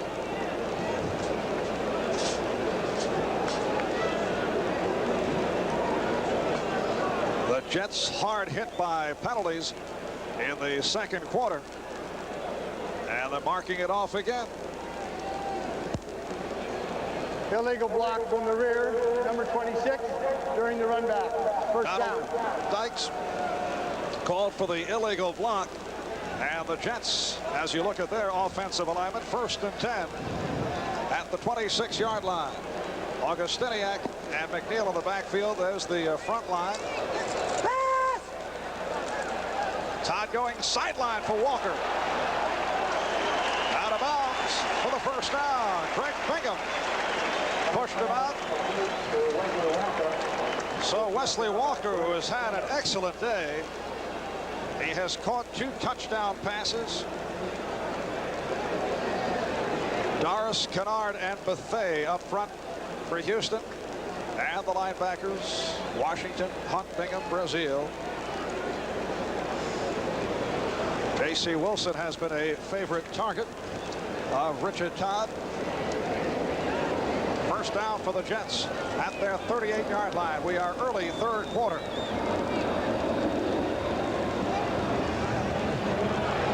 And again it's Walker for a Jet first down. That's his 7th reception.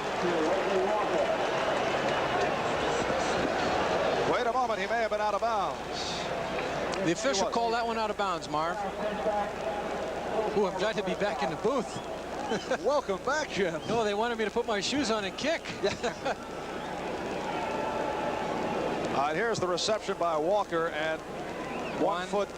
All right. Oh, close. Another judgment decision. It's close.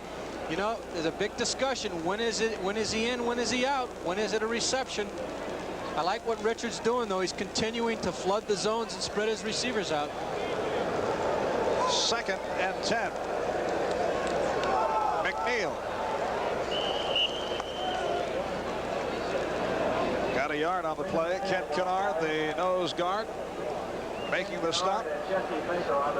It's pretty evident neither team's going to be able to run the ball today, as both defenses are stacked for the run. Kinney's having the toughest time right now getting his passing game going over Richard. The Jets can't afford to gamble foolishly, though, on any play. 3rd and 8 for the Jets at their 40-yard line.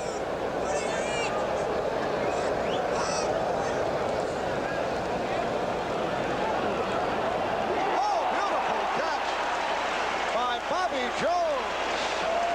And a Jet first down. Vernon Perry with the hit on Jones. Boy, the ball looked like it was going to be overthrown down over the middle. Tremendous effort. Let's watch this. Once again, Richards getting good time to throw. He sets up, he throws it. Watch the leap here. Very nice, very nice. Bobby Jones. One of 2 players on the field today that did not go to college. Tony Fritsch being the other. First down at the Houston 45. And McNeil carrying tanklers on his back.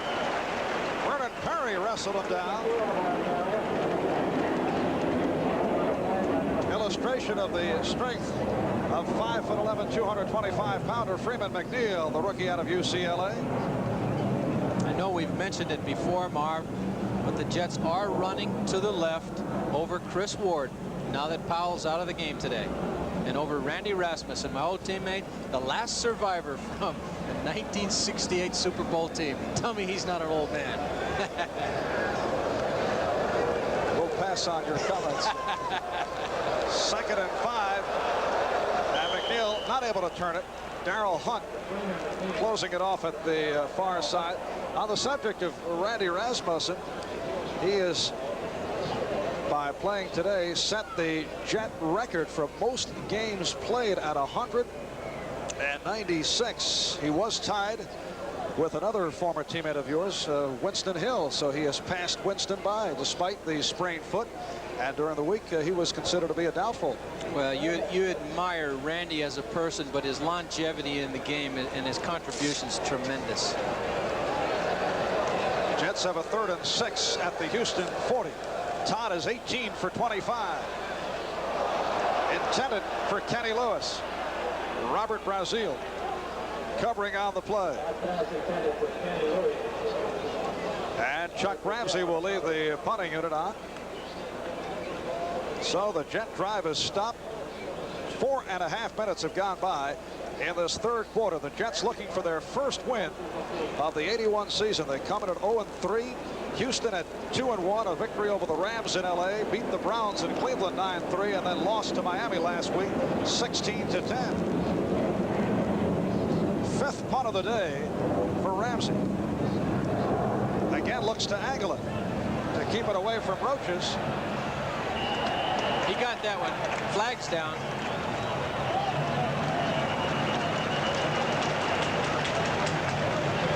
Penalty marker down.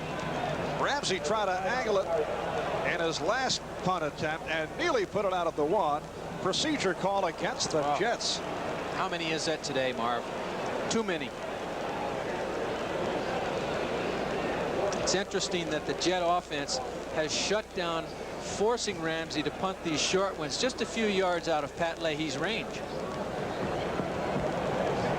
Illegal formation, offensive line, not up on the ball. 4th down. Special teams mistake. You lose your championships. Can't afford them. Jim, that is now 8 penalties costing 71 yards assessed on the Jets. Again, reminiscent of the game against the Cincinnati Bengals. That does tend to catch up. Definitely will. Oh, a bad snap. And again, the directional flying over the head of Roaches and skipping in. See, that's the problem, Marv. Once the punter does get it out of bounds on the 9-yard line, it's very, very tough to expect him to do it again. And the Oilers will take over 1st and 10 at their 20-yard line. 10-13 left, 3rd quarter. 20 yards last week against Miami, except for the 71-yard touchdown pass to Ken Burrow. Houston offense in a struggle.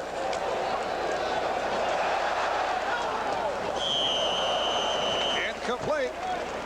Stabler close to being sacked. He was shoved down. Following the delivery, Klecko and Gastineau spending a lot of time in the Houston backfield. They did the same thing last year. I think it's safe to say that today Kenny's been very ineffective. Very, very ineffective. I'm not too sure to say that that may be Kenny's fault or the fact that the Jets are just playing outstanding football at the moment.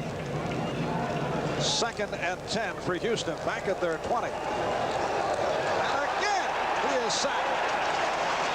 It's Kenny Schroy, the strong safety, on the blitz. Another safety blitz. Both times they've done the safety blitz, twice it's resulted in a sack on the quarterback.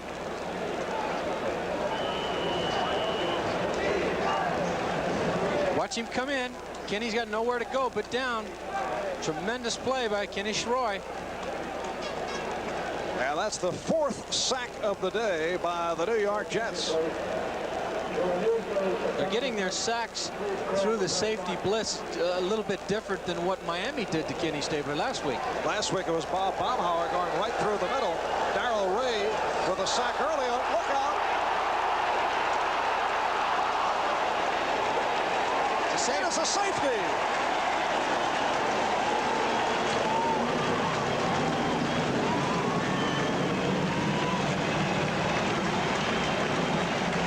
David Carter, the Houston center, recovering in the end zone and covered up. Right through his hands. Karl Mock's not playing today. David Carter's new in there. Kenny can't get to it. It bounces away. Klecko's in there. Struggle for the ball. Combination of Klecko and Buttle all over David Carter. 2 more points for the New York Jets. This is the idea behind the IBM. We're seeing them lining up in the free kick situation after a safety. The team is penalized when they have a safety called on them. What teams normally do is they put their kickoff team in, take the kicker out, put the punter in. What a disastrous day it has been for the Houston Oilers, who now trail 23-10. This is Harper. Badger Armstrong following him all over the field and finally hauls him down. He was looking for some help. He didn't get any there. It was a nice high punt by Parsley, number 18 of the Houston Oilers. But once again, Richard Todd in the offense has very nice field position to go with. Jim, if you're not on an airplane tonight at about 8 o'clock right here on NBC, I suggest Bob Hope special, Johnny Carson anniversary show gets underway at 8. Featuring Bruce Jenner and Merlin Olsen, both in most unusual roles. You might label it bizarre. Merlin Olsen, my old college teammate, I tell you, Utah State. First out of the 35, penalty marker down, so the play is blown dead. Procedure against the Jets.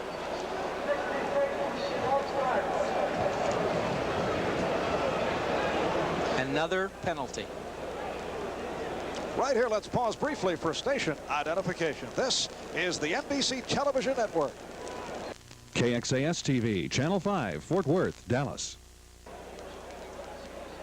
Marv Albert, Jim Turner, Shea Stadium in New York. The Jets in a surprise, leading the Houston Oilers 23-10. And your old pal Randy Rasmussen just hit with that procedure penalty. Jets now 1st and 15. Beautiful move by McNeil. I think Walt Michaels was close to a smile. Yeah, he did. He even clapped. Watch, he likes what he sees. We'll see it again. Look at him. He likes what he sees in his #1 draft choice. Watch McNeil make a cut in here. This is why he was the 3rd man taken in the draft this year. Look at that quick cutback. Leading rusher at UCLA. He's going to have a good career here. I think overall Walt is happy with the total picture today. 14-yard pickup for McNeil, making for 2nd and 1 at the Jet 44. Augustiniak, first down, and some more out to midfield. Mike Augustiniak, first-year pro out of Purdue.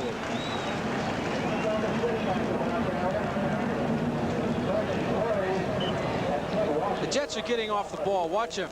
right there. They're not letting the defense penetrate. Augustiniak reminds me of a great deal of a player from Hofstra, an old teammate with the Broncos, Fran Lynch. Nothing flashy, but always there, always contributing. Mike Ostiniak signed as a free agent and impressed the coaching staff in training camp. Todd throwing on first down. Penalty marker down. McNeil, the receiver, but a flag down again. In that area, I think we're sure to see a holding call against the Jets. And holding it is. So the penalties continue to pour home. Although to this point, it has not hurt the Jets. One Houston drive resulted in a field goal thanks to the excellent defensive play of the Jets. It can mount up, though, if you keep getting used to it. Holding, 72, 10 yards, still first down. Well, Chris Ward, who had a holding problem earlier this season, called for his first hold of the afternoon. Ball is placed back at the 40, making for a 1st and 20 for the Jets from their 40-yard line. That is penalty number 10 against the Jets.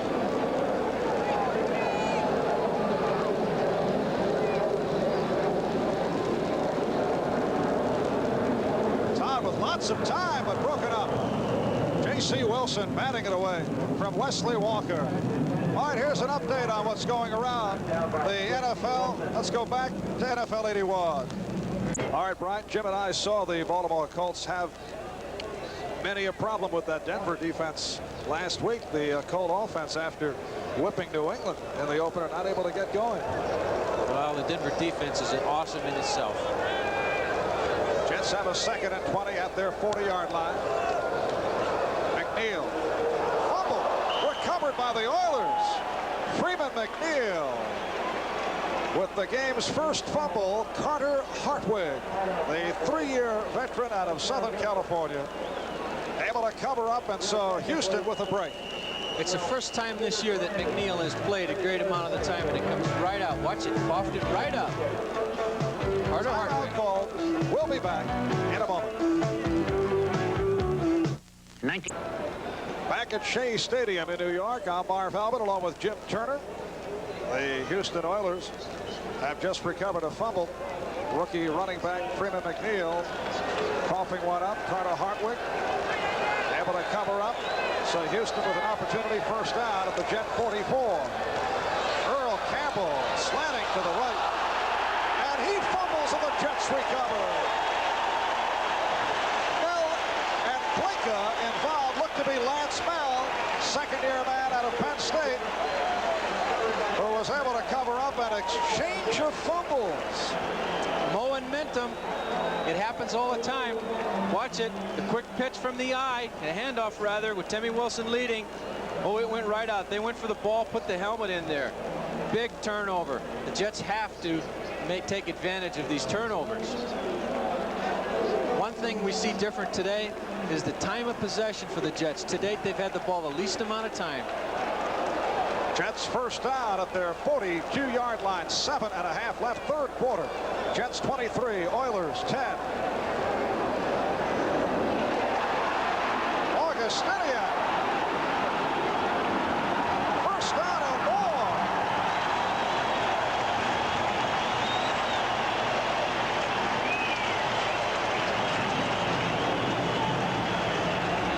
Jim, we talked about the poor Jet tackling earlier. Bad tackling here by Houston. It's been very evident today on that particular play. Richard floods the zone. Look at him. His primary's covered. He comes back, goes to Augustiniak. We're going to see about 3 tackles missed. But also, let's give credit to Augustiniak for his second, third, and fourth efforts. There's 2. There's 3. Look at this. It's a 19-yard pickup, first down at the Houston 39-yard line. Penalty marker down. It is incomplete. Ted Washington covering Jerome Markham. Check of the scoreboard. Buffalo leading Cincinnati. Jim Breach just kicked a 23-yard field goal for the Bills. Pittsburgh over New England. Franco Harris has scored twice. Bradshaw's thrown one. Cleveland over Atlanta, 28-10. Mike Pruitt just scored for Cleveland on a 1-yard run.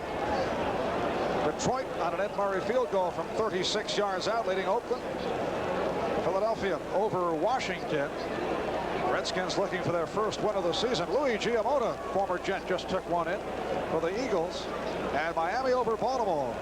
Lined up in the middle of the zone. Coachman, number 83, still first out. And one of the scores, second quarter, Minnesota and Green Bay tied at 10.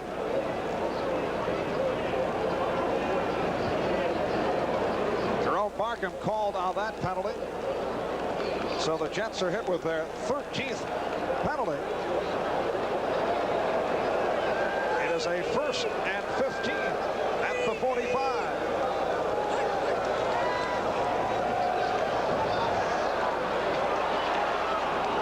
Freeman McNeil lost his footing. And an update, Minnesota now in front of Green Bay 13-10. Kent Kennard, Ted Thompson able to cover up on McNeil. Freeman lost his footing on that, but it was good coverage by the Houston defense. Short pass. I think right here Richard would be satisfied to run some time on the clock and take 3 points out of here. And that man has to be satisfied with the way things have gone to this point. His Jets leading it 23-10. Jets have a 2nd and 12 at the Houston 42.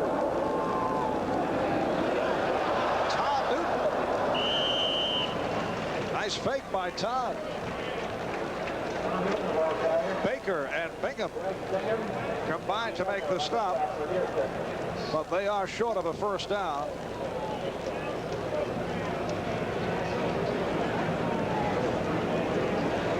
A 3rd and 9 coming up. J.C. Wilson shaken up on that last play. J.C. in his 4th year out of the University of Pittsburgh, and his side has been very active. I've been wondering all day when the defensive backfield coach Bob Gamble of the Oilers would replace him, possibly with Carter Hartwick. We'll be back in just a moment. Well, J.C. looks to be all right, shaken up. Here's a look at how it took place.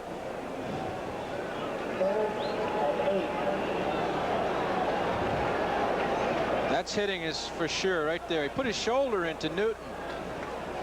And a rookie out of Purdue, a 6th round draft pick, has come out to play the left corner, replacing Wilson. They mark it as a 3rd and 8. Close to the first down marker. Bobby Jones battling his way. Penalty marker thrown down. Marv, you can't lose your temper. It's the second hit that always gets penalized, not the first hit. I think this is going to be against the Jets.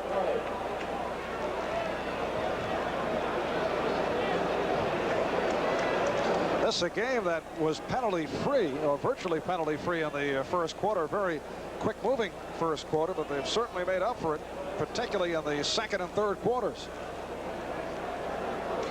Offsetting fouls, personal foul, New York and Houston during the dead ball. Pass was complete. It'll be 4th down. 4th down.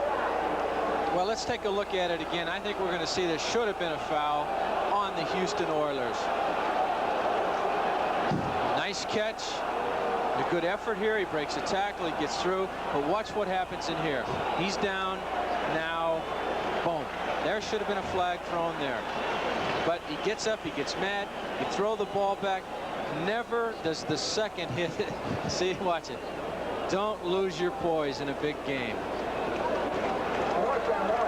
So offsetting penalties, it is a 4th and 1 at the 30-yard line as the Jets go for it. Scott Durking picking up the first down.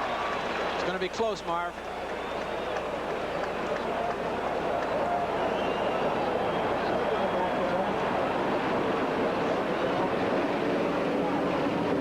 Houston seems to think they stopped and the offense is walking on the field.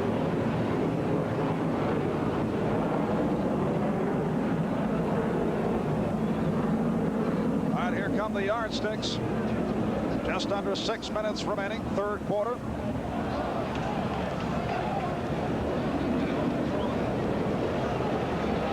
And they did stop the drive. Let's take another look at it. With Durking in there. Good support. Good support. Greg Bingham. That's good defense. This is what the linebacker's job's all about. He sees the hole, he fills it, puts his helmet in there. I tell you, the job description of a linebacker is kind of insane. If you see a hole, put your head in it. Yeah. So Houston takes over. 1st and 10 at their 30-yard line. Kenny Burrow. And Burrow gets outside. Ken Burrow going all the way.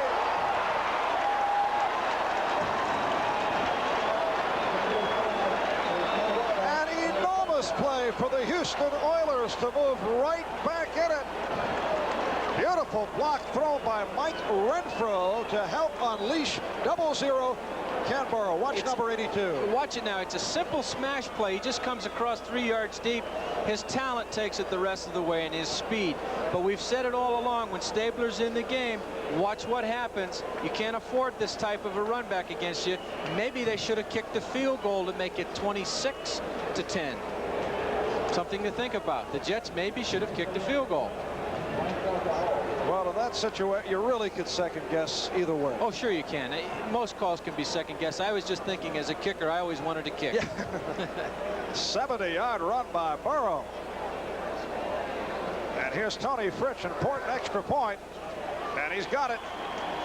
So the Jet lead is now cut to 23-17. 5.5 remaining. Third quarter, and this ball game suddenly takes on a different complexion.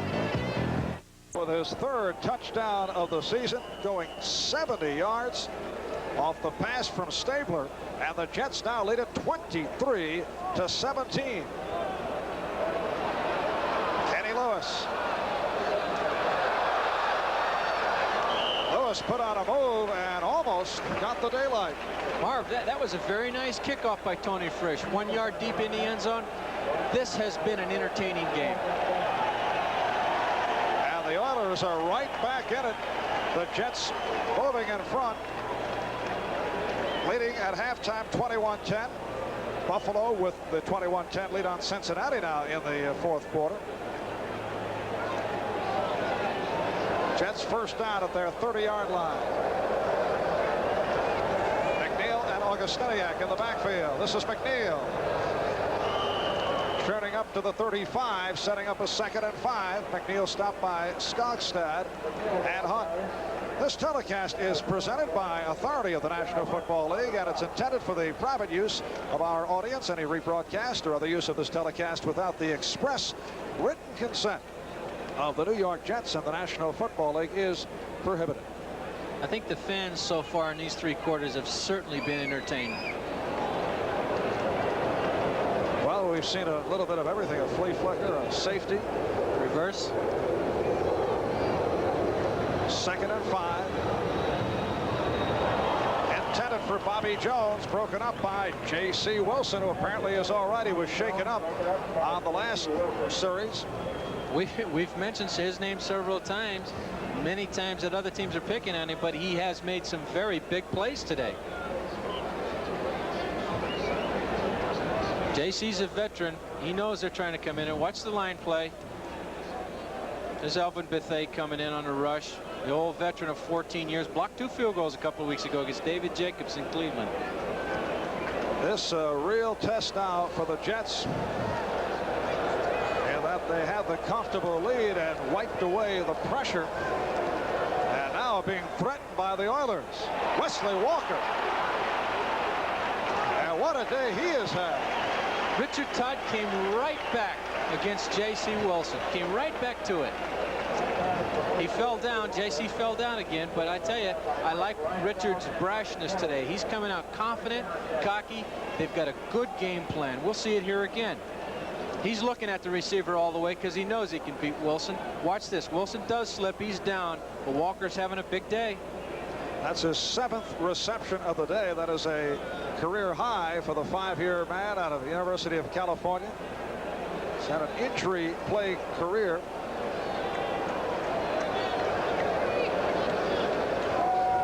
McNeil.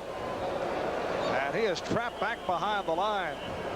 Houston Oilers all over. Freeman McNeil. Later score, second quarter. Vikings over the Green Bay Packers 20-10. What's your feeling about the John Jefferson trade? Marv, I think they probably are celebrating in San Diego. They gave up, in effect, 3 number 1s, a player that can play today, and a number 2. I think they gave away their future just as they did to the Los Angeles Rams a couple of years ago in the Johnny Hadle trade. On the other hand, the combination of Lofton, who caught one earlier, and Jefferson. Oh, it's frightening. The awesome 2nd and 11 at the 46. Quick opener. Bruce Harper. Harper refusing to go down. Perry and Schembechler holding him down. The offensive theory when you go up against a 34 defense with the nose tackle over the center, you don't run around it with 4 linebackers. You attack it straight up the gut. We'll see it here again. Of course, Harper's got fresh legs. He's coming in. Look at him. What a hole. I could have, well, maybe I couldn't have, but we could have maybe gotten through that hole. Nice move. Vernon Perry brings him down. So a first down for the Jets at the Houston 32. 2.5 remaining, third quarter. Jets leading at 23-17. And a first down picked up by Augustiniak. Mike Augustiniak has had himself a very impressive day. Seems to be he might gather a reputation here for being Mr. Clutch, like Rocky Bleier was for the Steelers. Look, he's coming through on some big plays right now. Look at him in there. Correction, that is short of a first down, and it's a 2nd and about 2. Now Bobby Jones to the left. Wesley Walker right. Here's Hopper. Ooh. Hard hit by number 54, Greg Bingham. Greg Bingham in his 9th year out of Purdue. Big play specialist. 6'1", 229 pounds. He's never missed a game for the Houston Oilers, leading tackle for 8 straight years. And he enjoyed the Boilermaker last-second victory over Notre Dame yesterday. I'm sure he did. Pro players follow their colleges closely. 3rd down and 2. Hopper and Newton in the backfield.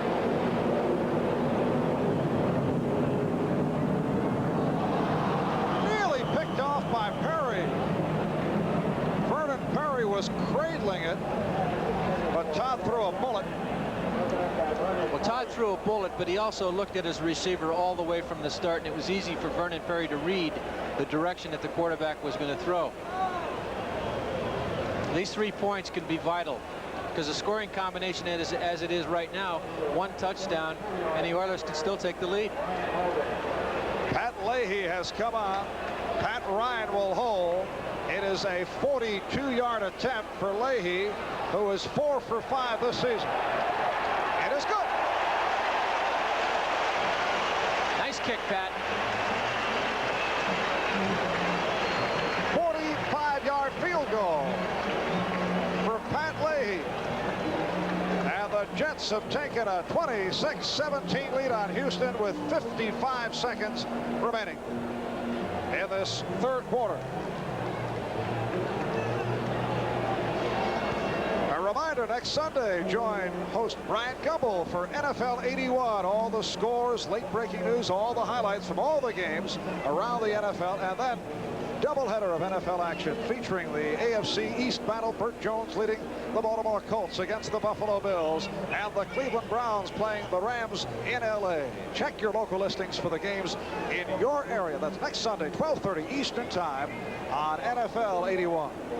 A very nice, important 41-yard field goal just successfully attempted there by Pat Leahy, the New York Jets kicker. You have to admire this this situation with Pat. He's had a lot of people say that he can't kick the clutch field goal. I don't really know his total history. I do know one thing: he's lasted in this stadium on this team a long time, and the stadium can make or break a kicker. It's a difficult stadium. It's nice today, but majority of the time, impossible. You were out here, what, 9 in the morning, checking the wind factor? Oh, I always used to be. I did it today.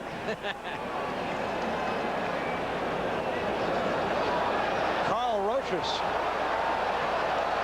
run into his old man, Adger Armstrong, and then runs it out. He and Armstrong bumped Al Washington. Jet rookie linebacker Kurt Sohn combining to run him out. And all of us here at NBC Sports would like to extend our condolences to George Siliberto and his family. We are 43 seconds remaining in this third quarter. Jets first down at, let's say Houston first down at the 20. The tight end Mike Barber stopped by the combination of Mel and Blinka.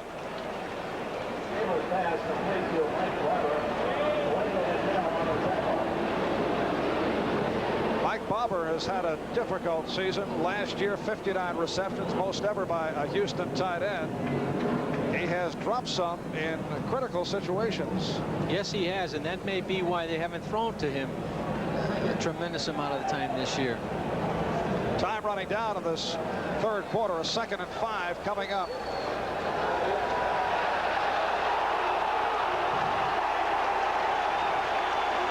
And the Jets have recovered. Greg Butler with the hit on Ken Stabler. So the Jets will take over deep in Houston territory as this third quarter has run out at the end of 3. The score here at Shea. The Jets 26, the Oilers 17. We'll be right back after these messages from your local station.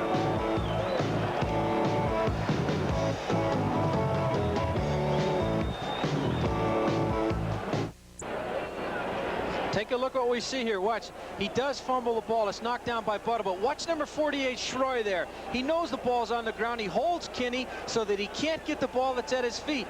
Heads up by Schroy. Heads up play.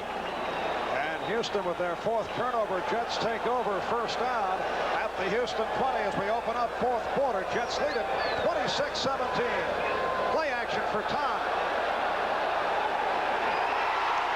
Let's see if it's complete. Incomplete. He short-hopped it.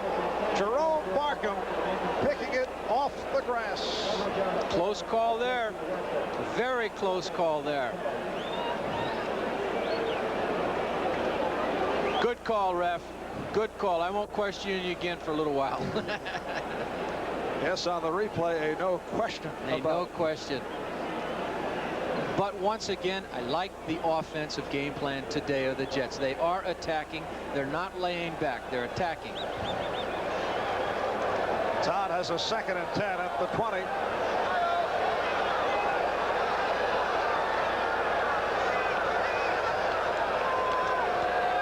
A quick opener for Tom Newton. Greg Bingham, the right inside linebacker, making the stop. Tom Newton in his 5th year out of the University of California. Earlier this week he said the Jets are too tight, too intense. They've been playing scared. That of course has not been the case here today, and after the Oilers move right back in it off the Stabler to Burrows 70-yard touchdown, the Jets were able to hang tough and completed a drive with the field goal by Leahy. It's a 3rd and 4. Beautiful catch by Wesley Walker. They just exude confidence today. Another catch for Wesley Walker. Perfect pass by Richard Todd. He's getting very good. He's rolling out to the short side. Good protection. Watch the catch.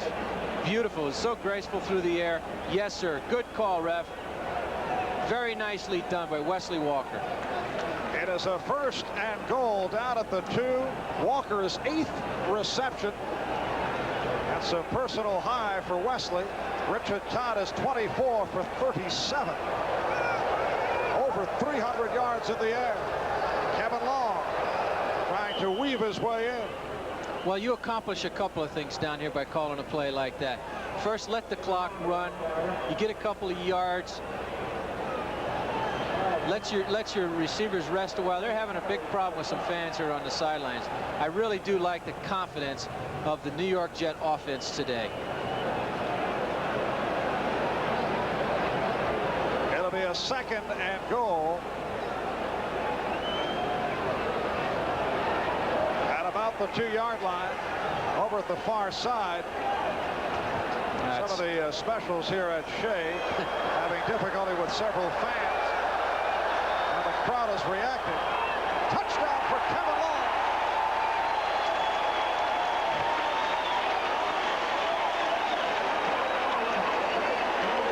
Marv, while they scored a touchdown there was some fans that come over the fence and were fighting some of the New York Jet players. I don't know what's going on today.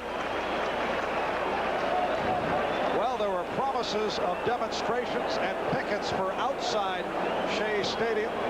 For earlier in the day, there was the thought that the Jets would receive a rude welcome from the crowd, and they were booed as they stepped on. You're watching the TD by Kevin Long. Back to the live action. Pat Leahy drives one through. But the Jets have actually obliterated all the reasons for booing. With a 34-17 lead now on the Oilers of Houston. 13.5 remaining. 4th quarter. Used to be when I had all the excitement on the sidelines with the fans fighting everybody. That was a very, very nice run for a touchdown there. You know, Marv, honestly, the Jets are just running through and throwing over the Oilers. There's a later score. The Eagles having a rough time with the 0-3 Redskins in the 4th quarter. Philadelphia by 1, 14-13. 1st and 10 at the 23. A short setup by Stabler. And it is ruled that Mike Barber was stopped. Good coverage by Ken Schroy. I'm impressed with Schroy today. He had 8 interceptions last year. They're forcing Kenny Stabler to throw. We may see another interception here today. He has lost some of the power, the zip on the ball, especially when you throw the sidelines. We touched on it briefly, the questioning of Stabler's arm, but why doesn't he throw long? You have to wonder. It's a 2nd and 8. Badger Armstrong on his first carry of the ball game. Abdul Salam, number 74, the left defensive tackle, making the stop. That's a very good question, especially when you're down 33-17 in 12 minutes, 12 and a half minutes to go in a game. I don't know. I don't have an answer for that. He did succeed with swing passes to both Burrow and Campbell earlier for long gainers, but has not looked to put it up deep. It's a 3rd and 7. It's time to go sideline. Nice catch, Jerry Holmes covering Mike Renfro, and a 1st down for Houston. Tremendous pressure on Stabler that time. Tremendous pressure by the entire interior defensive line of the Jets. Watch him make the catch here. Oh, good footwork. Good footwork. That's what they're taught. They practice. Watch the pressure now. Leon Gray, we haven't mentioned his name all day today. All-pro tackle being pushed back. Gastineau once again. Klecko was in there. 15-yard pickup, 1st down at the 38-yard line. Earl Campbell, straight ahead move to the 42. Lance Bell, right side linebacker, making the stop. Last time the Jets nailed the Houston Oilers line. Look at Leon Gray push Klecko back. Each play is new excitement.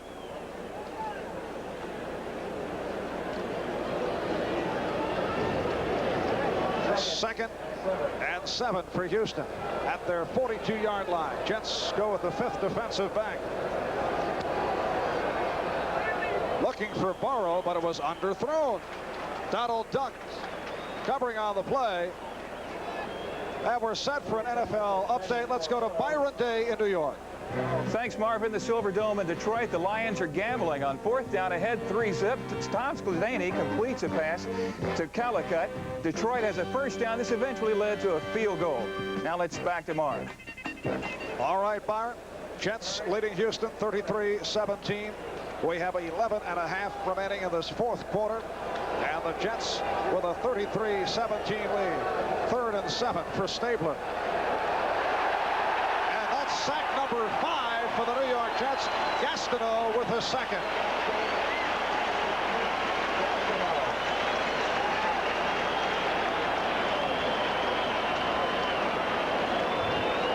I tell you, they know if there's another flag is being thrown, it never fails. Watch what's happening in here. Klecko's not going to let him up. A little bit of fighting going on. He's holding. I wouldn't fight Klecko, not even with a tank. Look at this. But see, they know Kenny Stabler has to pass to get back in this game. The defensive line is just teeing off and going after him. Fouls during the dead ball. 73 offense. 73 New York. 39 Houston. Well, they called it on both the second-year running back out of Texas A&M, number 39, Edger Armstrong, and there's Joe Klecko, number 73. I like Klecko. I like his attitude. That's the second penalty he's had today, but I like his attitude. Walt Michaels is tough that way, always fighting for the team. But the advantage right now is to the defense of the Jets. Kenny must throw. He doesn't have all the mobility in the world. They're just teeing off. Klecko and Gastineau, they're living in the offensive backfield today. 8 sacks by Miami last week. 5 sacks by the Jets today. Cliff Parsley averaging 47.5 per punt. Will kick to the combination of Kurt Sohn and Bruce Hopper. Jets waiting for the punt back at their 20. That's Hopper overrunning the Houston coverage and pummeled out of bounds. Penalty marker down.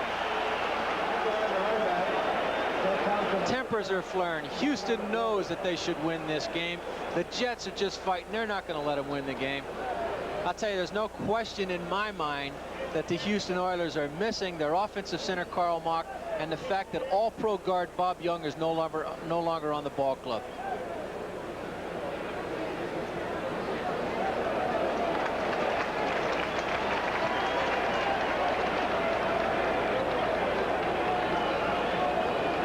Oilers a bit over anxious, and Hopper able to take advantage of.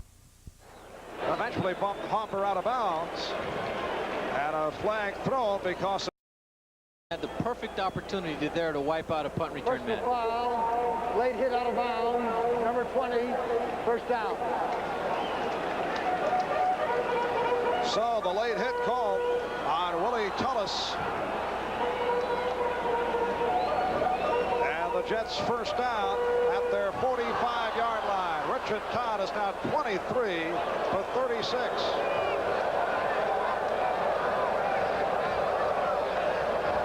And throwing on first down.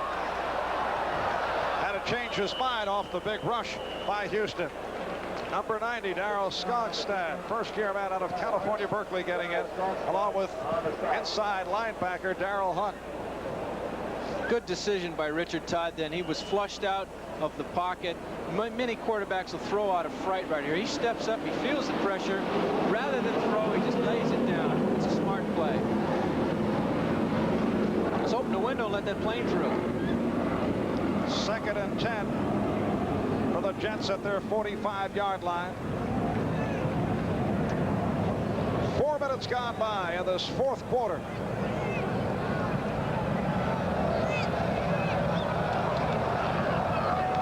Augustinian again able to rip up yardage. Again, an impressive run by Augustinian. Let's go back to Byron Day in New York. Thanks very much, Marv. Following an penalty markers are down.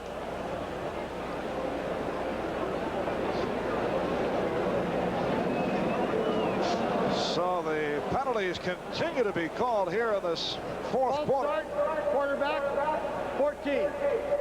Richard Todd drawing the Oilers offside. You know there's a lot of flags thrown when the quarterback is called.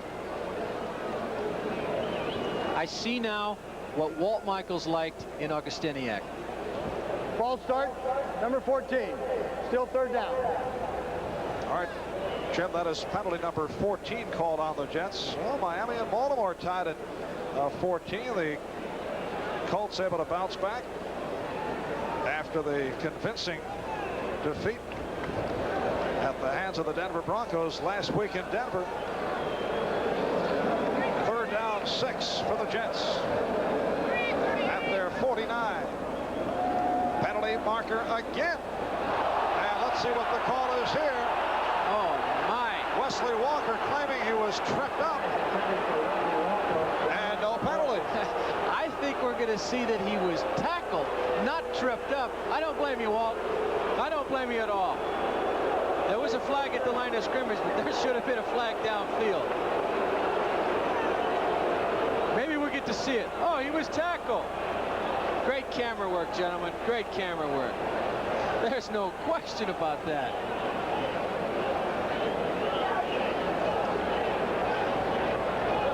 Encroachment, number 65, defense, still third down. Well, it's called on Elvin Bethea, but as our director Harry Coyle and producer George Finkel are demonstrating. Oh my gosh, there's no question. He couldn't have caught the ball, but he was definitely tackled. Sure. I don't blame him for being upset. Look at this. For Houston, that is only their 5th penalty of the day, which has cost 21 yards. It is a 3rd and 1 for the Jets.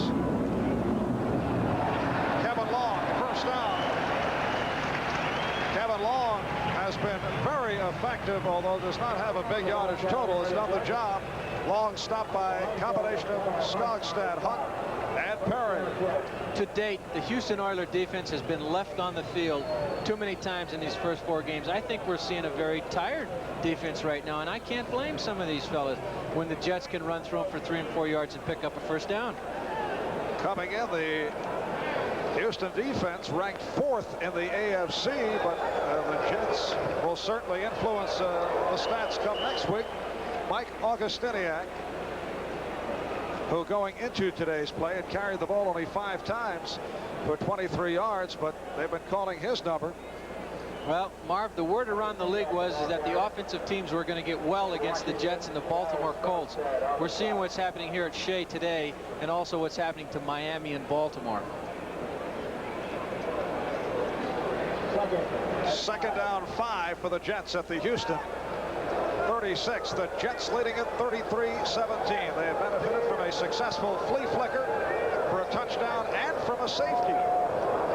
Augustiniak. Short gain and a penalty marker. Daryl Hunt have the arms around Mike Augustiniak. We were talking about a fast first quarter.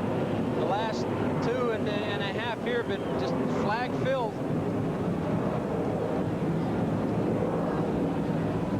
And the hold is called on the Jets. They might set a record today. We'll have to check that out. That is penalty number 13. Well, they had 19 against Cincinnati, which was not holding 65. 10 yards, still second down. Although I've seen the Oakland Raiders get penalty after penalty after penalty and come up on top of many a game. The center, Joe Fields, called on that penalty. Actually, they are fairly close. We've just been informed that 14 penalties accepted is the record. Todd going for the home run for Walker. And a very fortunate play by Greg Stemrick. He broke it up, but that was not the way he intended to do so. Well, it was a good play. It wasn't facing either. It wasn't, you know, shaking his arms or anything. He was going after the ball, slightly underthrown, but Richard is throwing it into the face of a slight wind. Greg Stemrick, considered by many in the Houston area to be their best defensive back. And he comes off an outstanding all-pro season. 8:23 left, fourth quarter. Philadelphia coming back now in front of Washington, 24-13 in the fourth.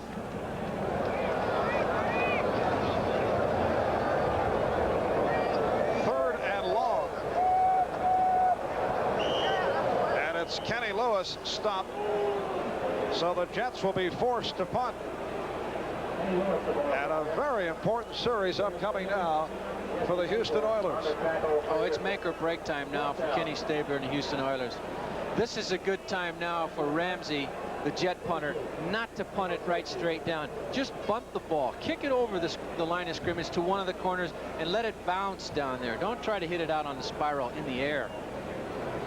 Carl Rochus awaits the punt back at his 10-yard line. Jets taking a lot of time. No hurry at all with the 33-17 lead. And the fair catch called for by Rochus. So the Oilers take over at their 10-yard line. 7:36 remaining. Fourth quarter. The Jets on top. 33-17.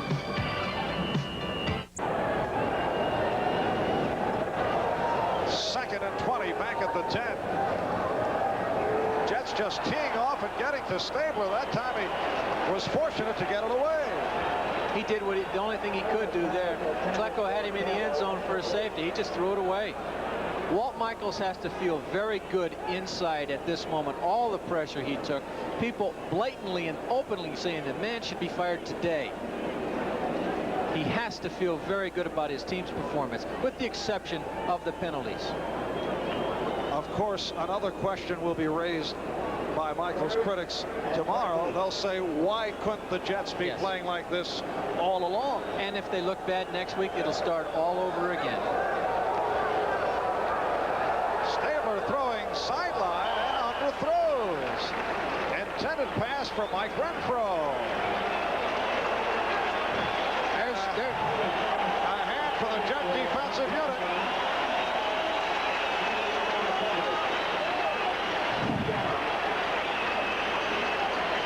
Jim, I have a feeling that Ken Stabler will not be enjoying dinner tonight with his offensive line.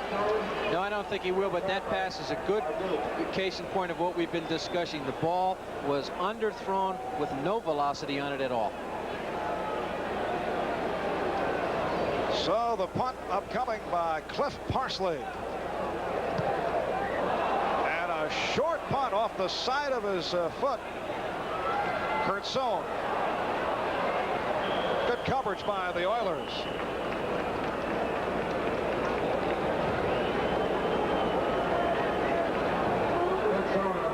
.6:15 remaining in this fourth quarter. The Jets leading at 33-17, and the Jets will go back to the offense when we return after these words.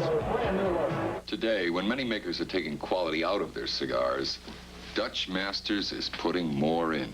Many others have switched to manufactured wrapper that isn't all tobacco. But Dutch Masters still grows premium leaf to age into our famous light-colored natural Claro wrapper. And now Dutch Masters is enriching its blend with Havana seed tobaccos. We're putting more quality in so you get more pleasure out. Dutch Masters Presidents, naturally worth more. There's nothing we want to watch on TV tonight, but we're still going to watch something great with our RCA video disc player and video discs. Just flip a switch, and on our TV, we see Airplane or The Pink Panther, The Godfather or Grease, Muppets, Monsters, Mickey, MASH, and 100 more, starting as low as $15. And the player costs less than $500. Put it this way, we're watching a great movie, and you're watching us.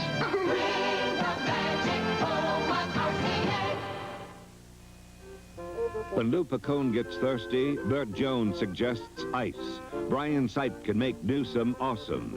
Willie Tullis, a man admired by his teammates. The saga continues next Sunday on it. And there is quarterback John Reeves, 31-year-old in his 8th year, warming up on the sidelines, and we may see Reeves come on for Ken Stabler. Reeves had the good preseason, has not played yet in regular season. Gifford Nielsen, of course, out of action. Freeman McNeil.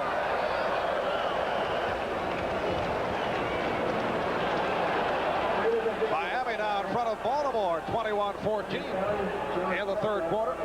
NFL Report will have a complete update. Update is what he said following the Jets and Houston. David Woodley to Nick Giaquinto, 14-yard pass play to give the Dolphins the lead. Miami looking to make it 4-0. Marv, we're going to see for the next, the remainder of the game, as long as the Jets have the ball, they're going to be totally happy to run the ball, run the clock out of here, get out of the field, get out of the stadium, and enjoy a victory. Their first of this season. 2nd and 4 for the Jets at the Houston 45. Newton and Lewis are running backs.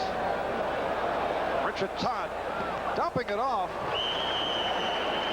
Kenny Lewis on the completion. Robert Brazil putting the hit on Lewis, who picked up the first down. Well, it's a smart play by Todd. He's running around scrambling, eating the clock up. Instead of endangering himself, he knows he's the important man on the offense and trying to run in there. Just a little short pass, and it does pick up the first down for the Jets. First down for the Jets at the Houston 39-yard line. Richard Todd is now 25 for 39. Tom Newton scramble for the football, but the whistle had blown. It was, let's see, no, apparently not. Newton fumbled, and Houston recovering. It's the first time this year I've seen the call made that late and called a fumble. John Reeves is in the game. Let's take a look at the fumble here. Once again, we said when you're attacking the 3-4, you go right up the gut, go after him. And Darryl Skogstad recovering the fumble. Well, it was definitely a fumble. There's no question about that.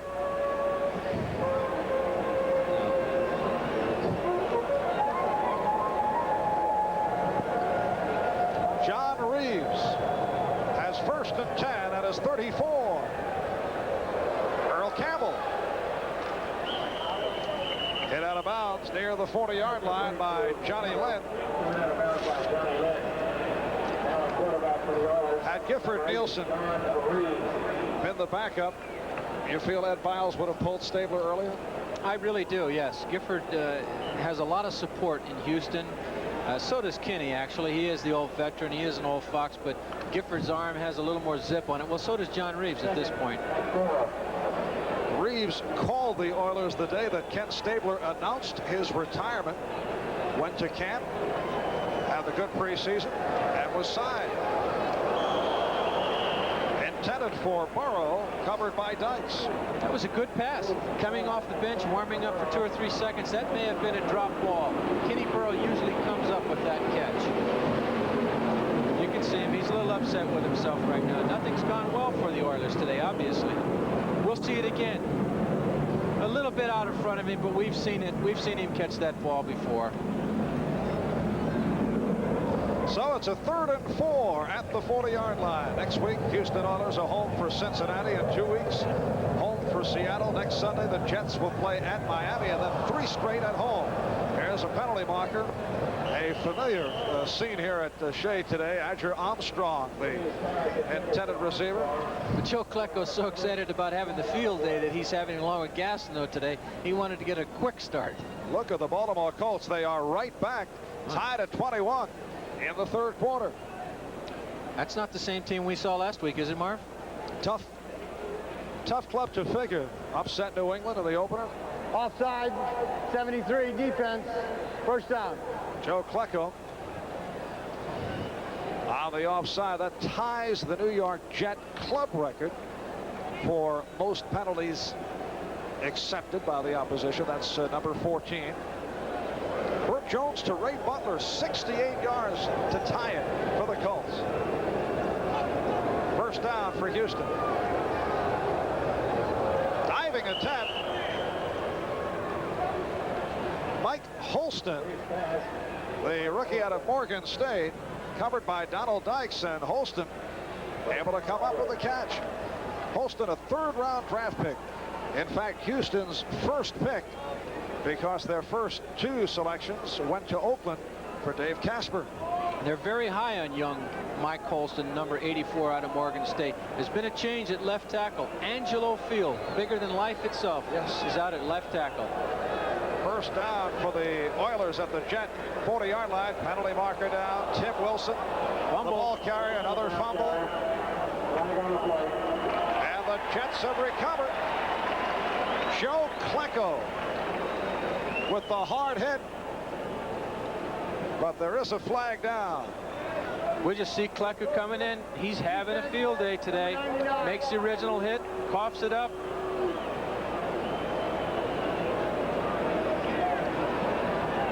He does recover the fumble, but it is a penalty on the Jets. I believe it's against number 99. It is Mark Gastineau. Defense. Ball reverts to the offense. First down and 5. Lucky break for the Houston Oilers. All right, Jim, that's the final score. Detroit over Oakland, 16-0. So now both Detroit and Oakland are 2 up and 2 down. 3 field goals by Ed Murray of the Lions. John Reeves pops it up, and it's Gastineau covering up. It was Klecko who ran the blocker right into Reeves, who was able to survive the initial hit and then lost the handle. Marv, nothing is going right for the Houston Oilers. Watch this charge by Klecko. He takes his man, Angelo Field, 320 plus probably, right into John Reeves. Look at that. There's a problem. He keeps going. Now watch it slip out of his hands. No, my goodness.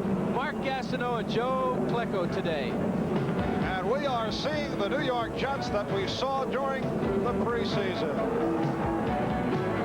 Every working man believes his money is better in his pocket than in someone else's. So he expects quality and value. Can he find them in an American wagon? Absolutely. In Plymouth, yes, Plymouth. New, tough, Reliant K wagon. The only high-mileage, front-wheel drive, 6-passenger wagon in America. Sensibly priced, Reliant K wagon. The American way to get your money's worth.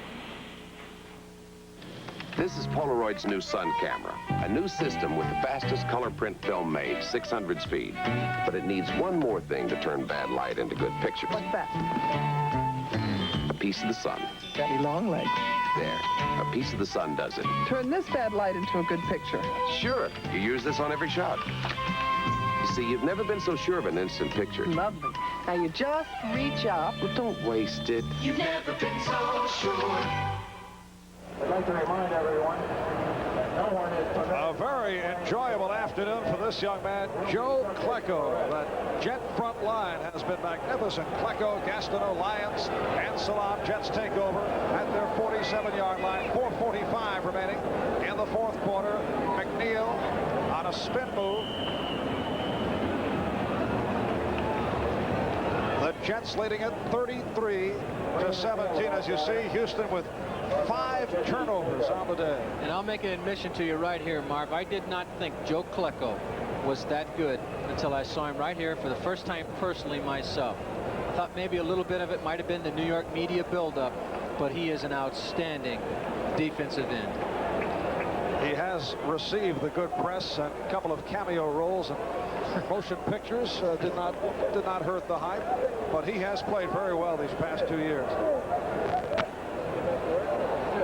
Again, the Jets keep it on the ground. Freeman McNeil, who has had an outstanding day, has picked up the first down inside the 40-yard line.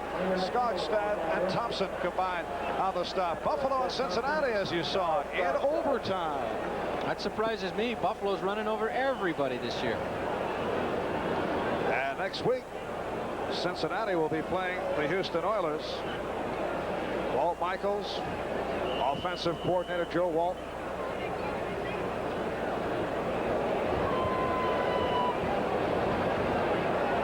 People must be enjoying the fact that Freeman McNeil is seeing the ball a lot of times today. Fans roaring because some fans again made their way onto the field and were being chased by some of the Shea security. Another beautiful move by Freeman McNeil. like a old-time cops and robbers movie. Yeah. He really knows how to carry the ball. As a matter of fact, I think he's as strong right now at the end of this game as he was at the beginning. Look at the moves. Watch the leg drive. He's making sure that the Houston Oilers earn their money 60 minutes today. 5-yard pickup for McNeil. Another final. Cleveland over Atlanta 28-17. So the Cleveland Browns are back at 500 now, 2 up, 2 down, and Atlanta with its first defeat. They are 3-1. Sight with 3 touchdown passes. Augustinian.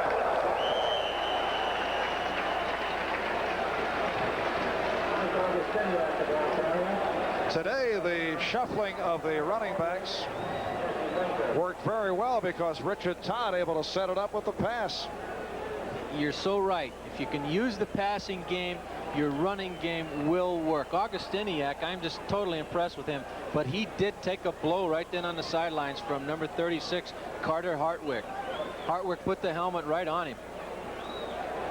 Jets first down at the Houston 28-yard line, 2:25 remaining. Fourth quarter, Jets on their way to their first victory of 1981. And the Oilers will fall to the 500 mark. Augustiniak churning away.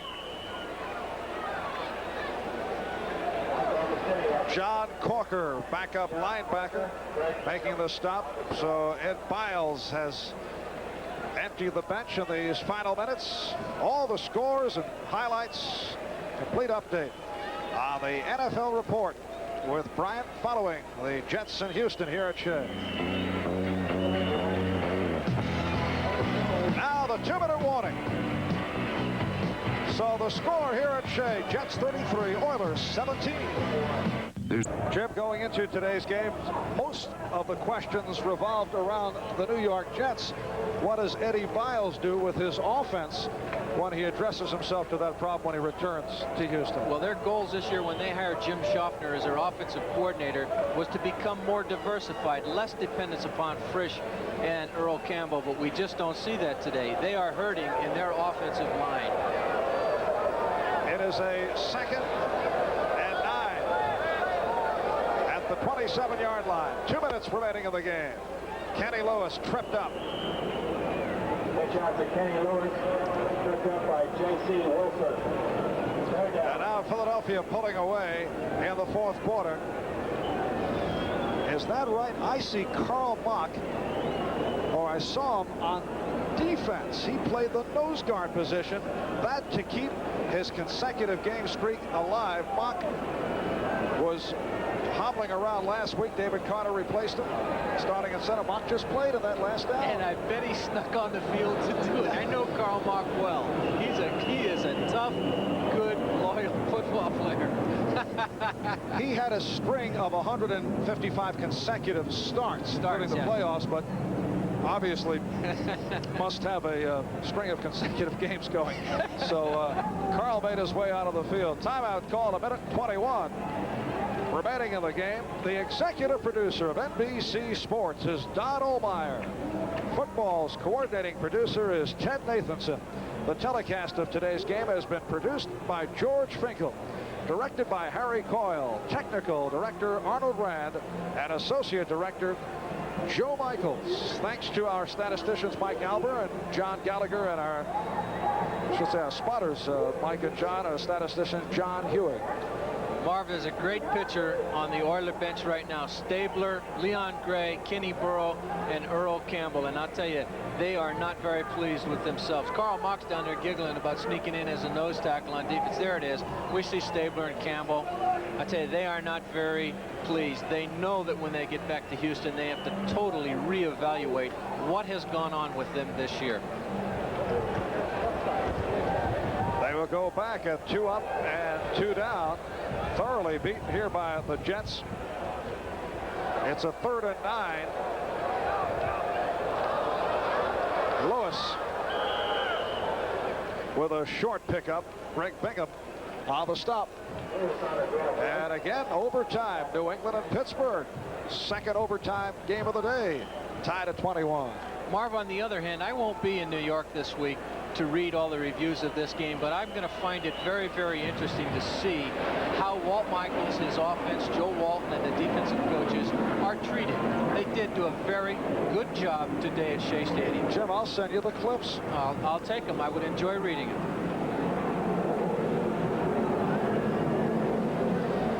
Coming up following the Jets in Houston NFL report, complete rundown of what is going on around the NFL. And next Sunday, join Brian Gumbel for NFL 81. Doubleheader of NFL action to follow, featuring the Baltimore Colts, who are hanging in today against the Miami Dolphins, going up against the Buffalo Bills. Cleveland Browns travel to Los Angeles. Check your local listings for the games in your area. That's next Sunday, 12:30 Eastern Time, starting with NFL 81. And again, a trace of a smile on the lips of head coach Walt Michaels, able to put an end to the 3-game losing streak following the excellent preseason. All the hopes of the preseason going down very quickly for the New York Jets. But a terrific day here at Shea for the Jets. Kenny Lewis on the carry. Time running down, 52 seconds remaining. Lewis the ball carrier. And all the Jets are hearing now are cheers from the crowd. Richly deserved, Mark. Richly deserved today. So Houston takes over on downs.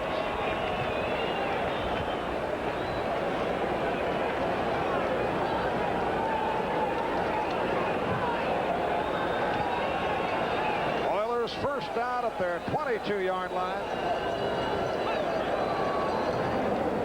This is John Reeves, and he is hit. And it is ruled. Let's see, they ruled it a sack or incomplete. I would call that a sack. They may call it an incomplete because his hand is in the air. Nonetheless, Mark Gastineau is having himself one great day again, as he did last year against the Oilers. Gastineau wanted the sack, but they say incomplete. Yeah, the quarterback's arm was up in the air. Jets with 7 sacks today. 47 seconds remaining. 2nd and 10 for Houston. Swing pass for Tim Wilson. And Wilson near the first down marker, stopped by Lance Bell. And Marv, a statistic that will stick out in your mind right now, with 7 sacks today, 8 sacks last week, 15 in the last 2 games against the Oilers. It obviously tells you that the offensive line has not been very effective for the Houston Oilers. And that front line of Gray, Schumacher, Connor, Fisher, and Towns. This afternoon, to be precise, Angelo Field saw some action. Carl Mock was in there last week. Timeout called by Houston with 38 seconds remaining. Recapping the scoring, Jets made it 7-0 late first quarter. Long from Todd on a 1-yard pass play. 75-yard kickoff return by Willie Tullis set up the tying score. Earl Campbell taking it in. Intended receiver Kent Burrow. Jerry Holmes covering as you look at Ken Stabler, who had himself a very long afternoon.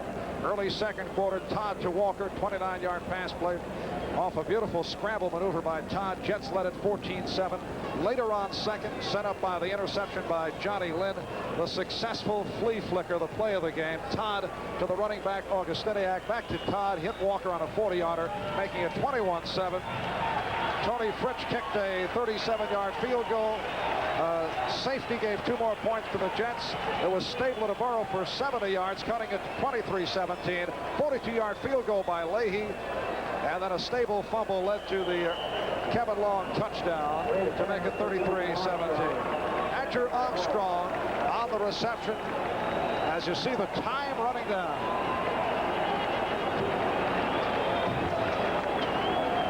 Reeves going sideline, and Burrow is hit hard by Jerry Holmes. Fans that came today and stayed today have really enjoyed themselves a feast. They may not have it again this year, but they did have it today. In all honors and everything that goes to the Jets, they deserve it today. They've played very, very good. Well, the Jets and Walt Michaels taking away an anticipated storyline for tomorrow. A more than anticipated storyline. Well, on NFL 81 before the game. Jets president Jim Kensel came out and said Walt Michaels is the coach of the New York Jets for the entire 81 season.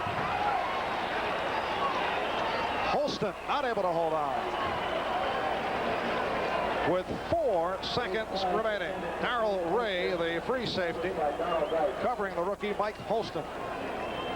Things get sloppy at this point in a game like this, Marv. I just wonder why maybe the Houston Oilers right now won't run the clock out. Get it over with. Well, you know that if they were home and doing that, they would be booed brutally. Well, I'm sure they'd be booed, but there's no way they're going to come back with 33-17. Head coach Ed Biles looking at Houston's final play. Reeves putting it up, and it is intercepted. Lance Mel concluding matters with the interception. And that will wrap it. Richard Todd and Walt Michaels shaking hands. The New York Jets with their first victory of 1981 and a convincer as they have walloped the Houston Oilers 33-17. A sensational day for Richard Todd. A very poor day for Ken Stabler. The Jets now at 1-3, and the Oilers drop to a record of 2 up and 2 down. Next week, Houston will be home for Cincinnati, and then in 2 weeks home for the Seattle Seahawks. Next Sunday, the Jets play at Miami, then 3 straight at home against New England, Buffalo, and Seattle. Richard Todd finished unofficially 25 for 39, 312 yards, 3 touchdowns, and no interceptions. Had to be one of his finest in his National Football League career. Not only one of his finest, it came under a great amount of pressure on him also. People weren't only talking about Walt Michaels this week, they were questioning Richard Todd. So Richard Todd, who faced the heat here this afternoon, the Jets able to get on the board early and able to surprise the Oilers with that flea flicker, which turns out to be a very big play. Go on to the 33-17 victory. This is Marv Albert with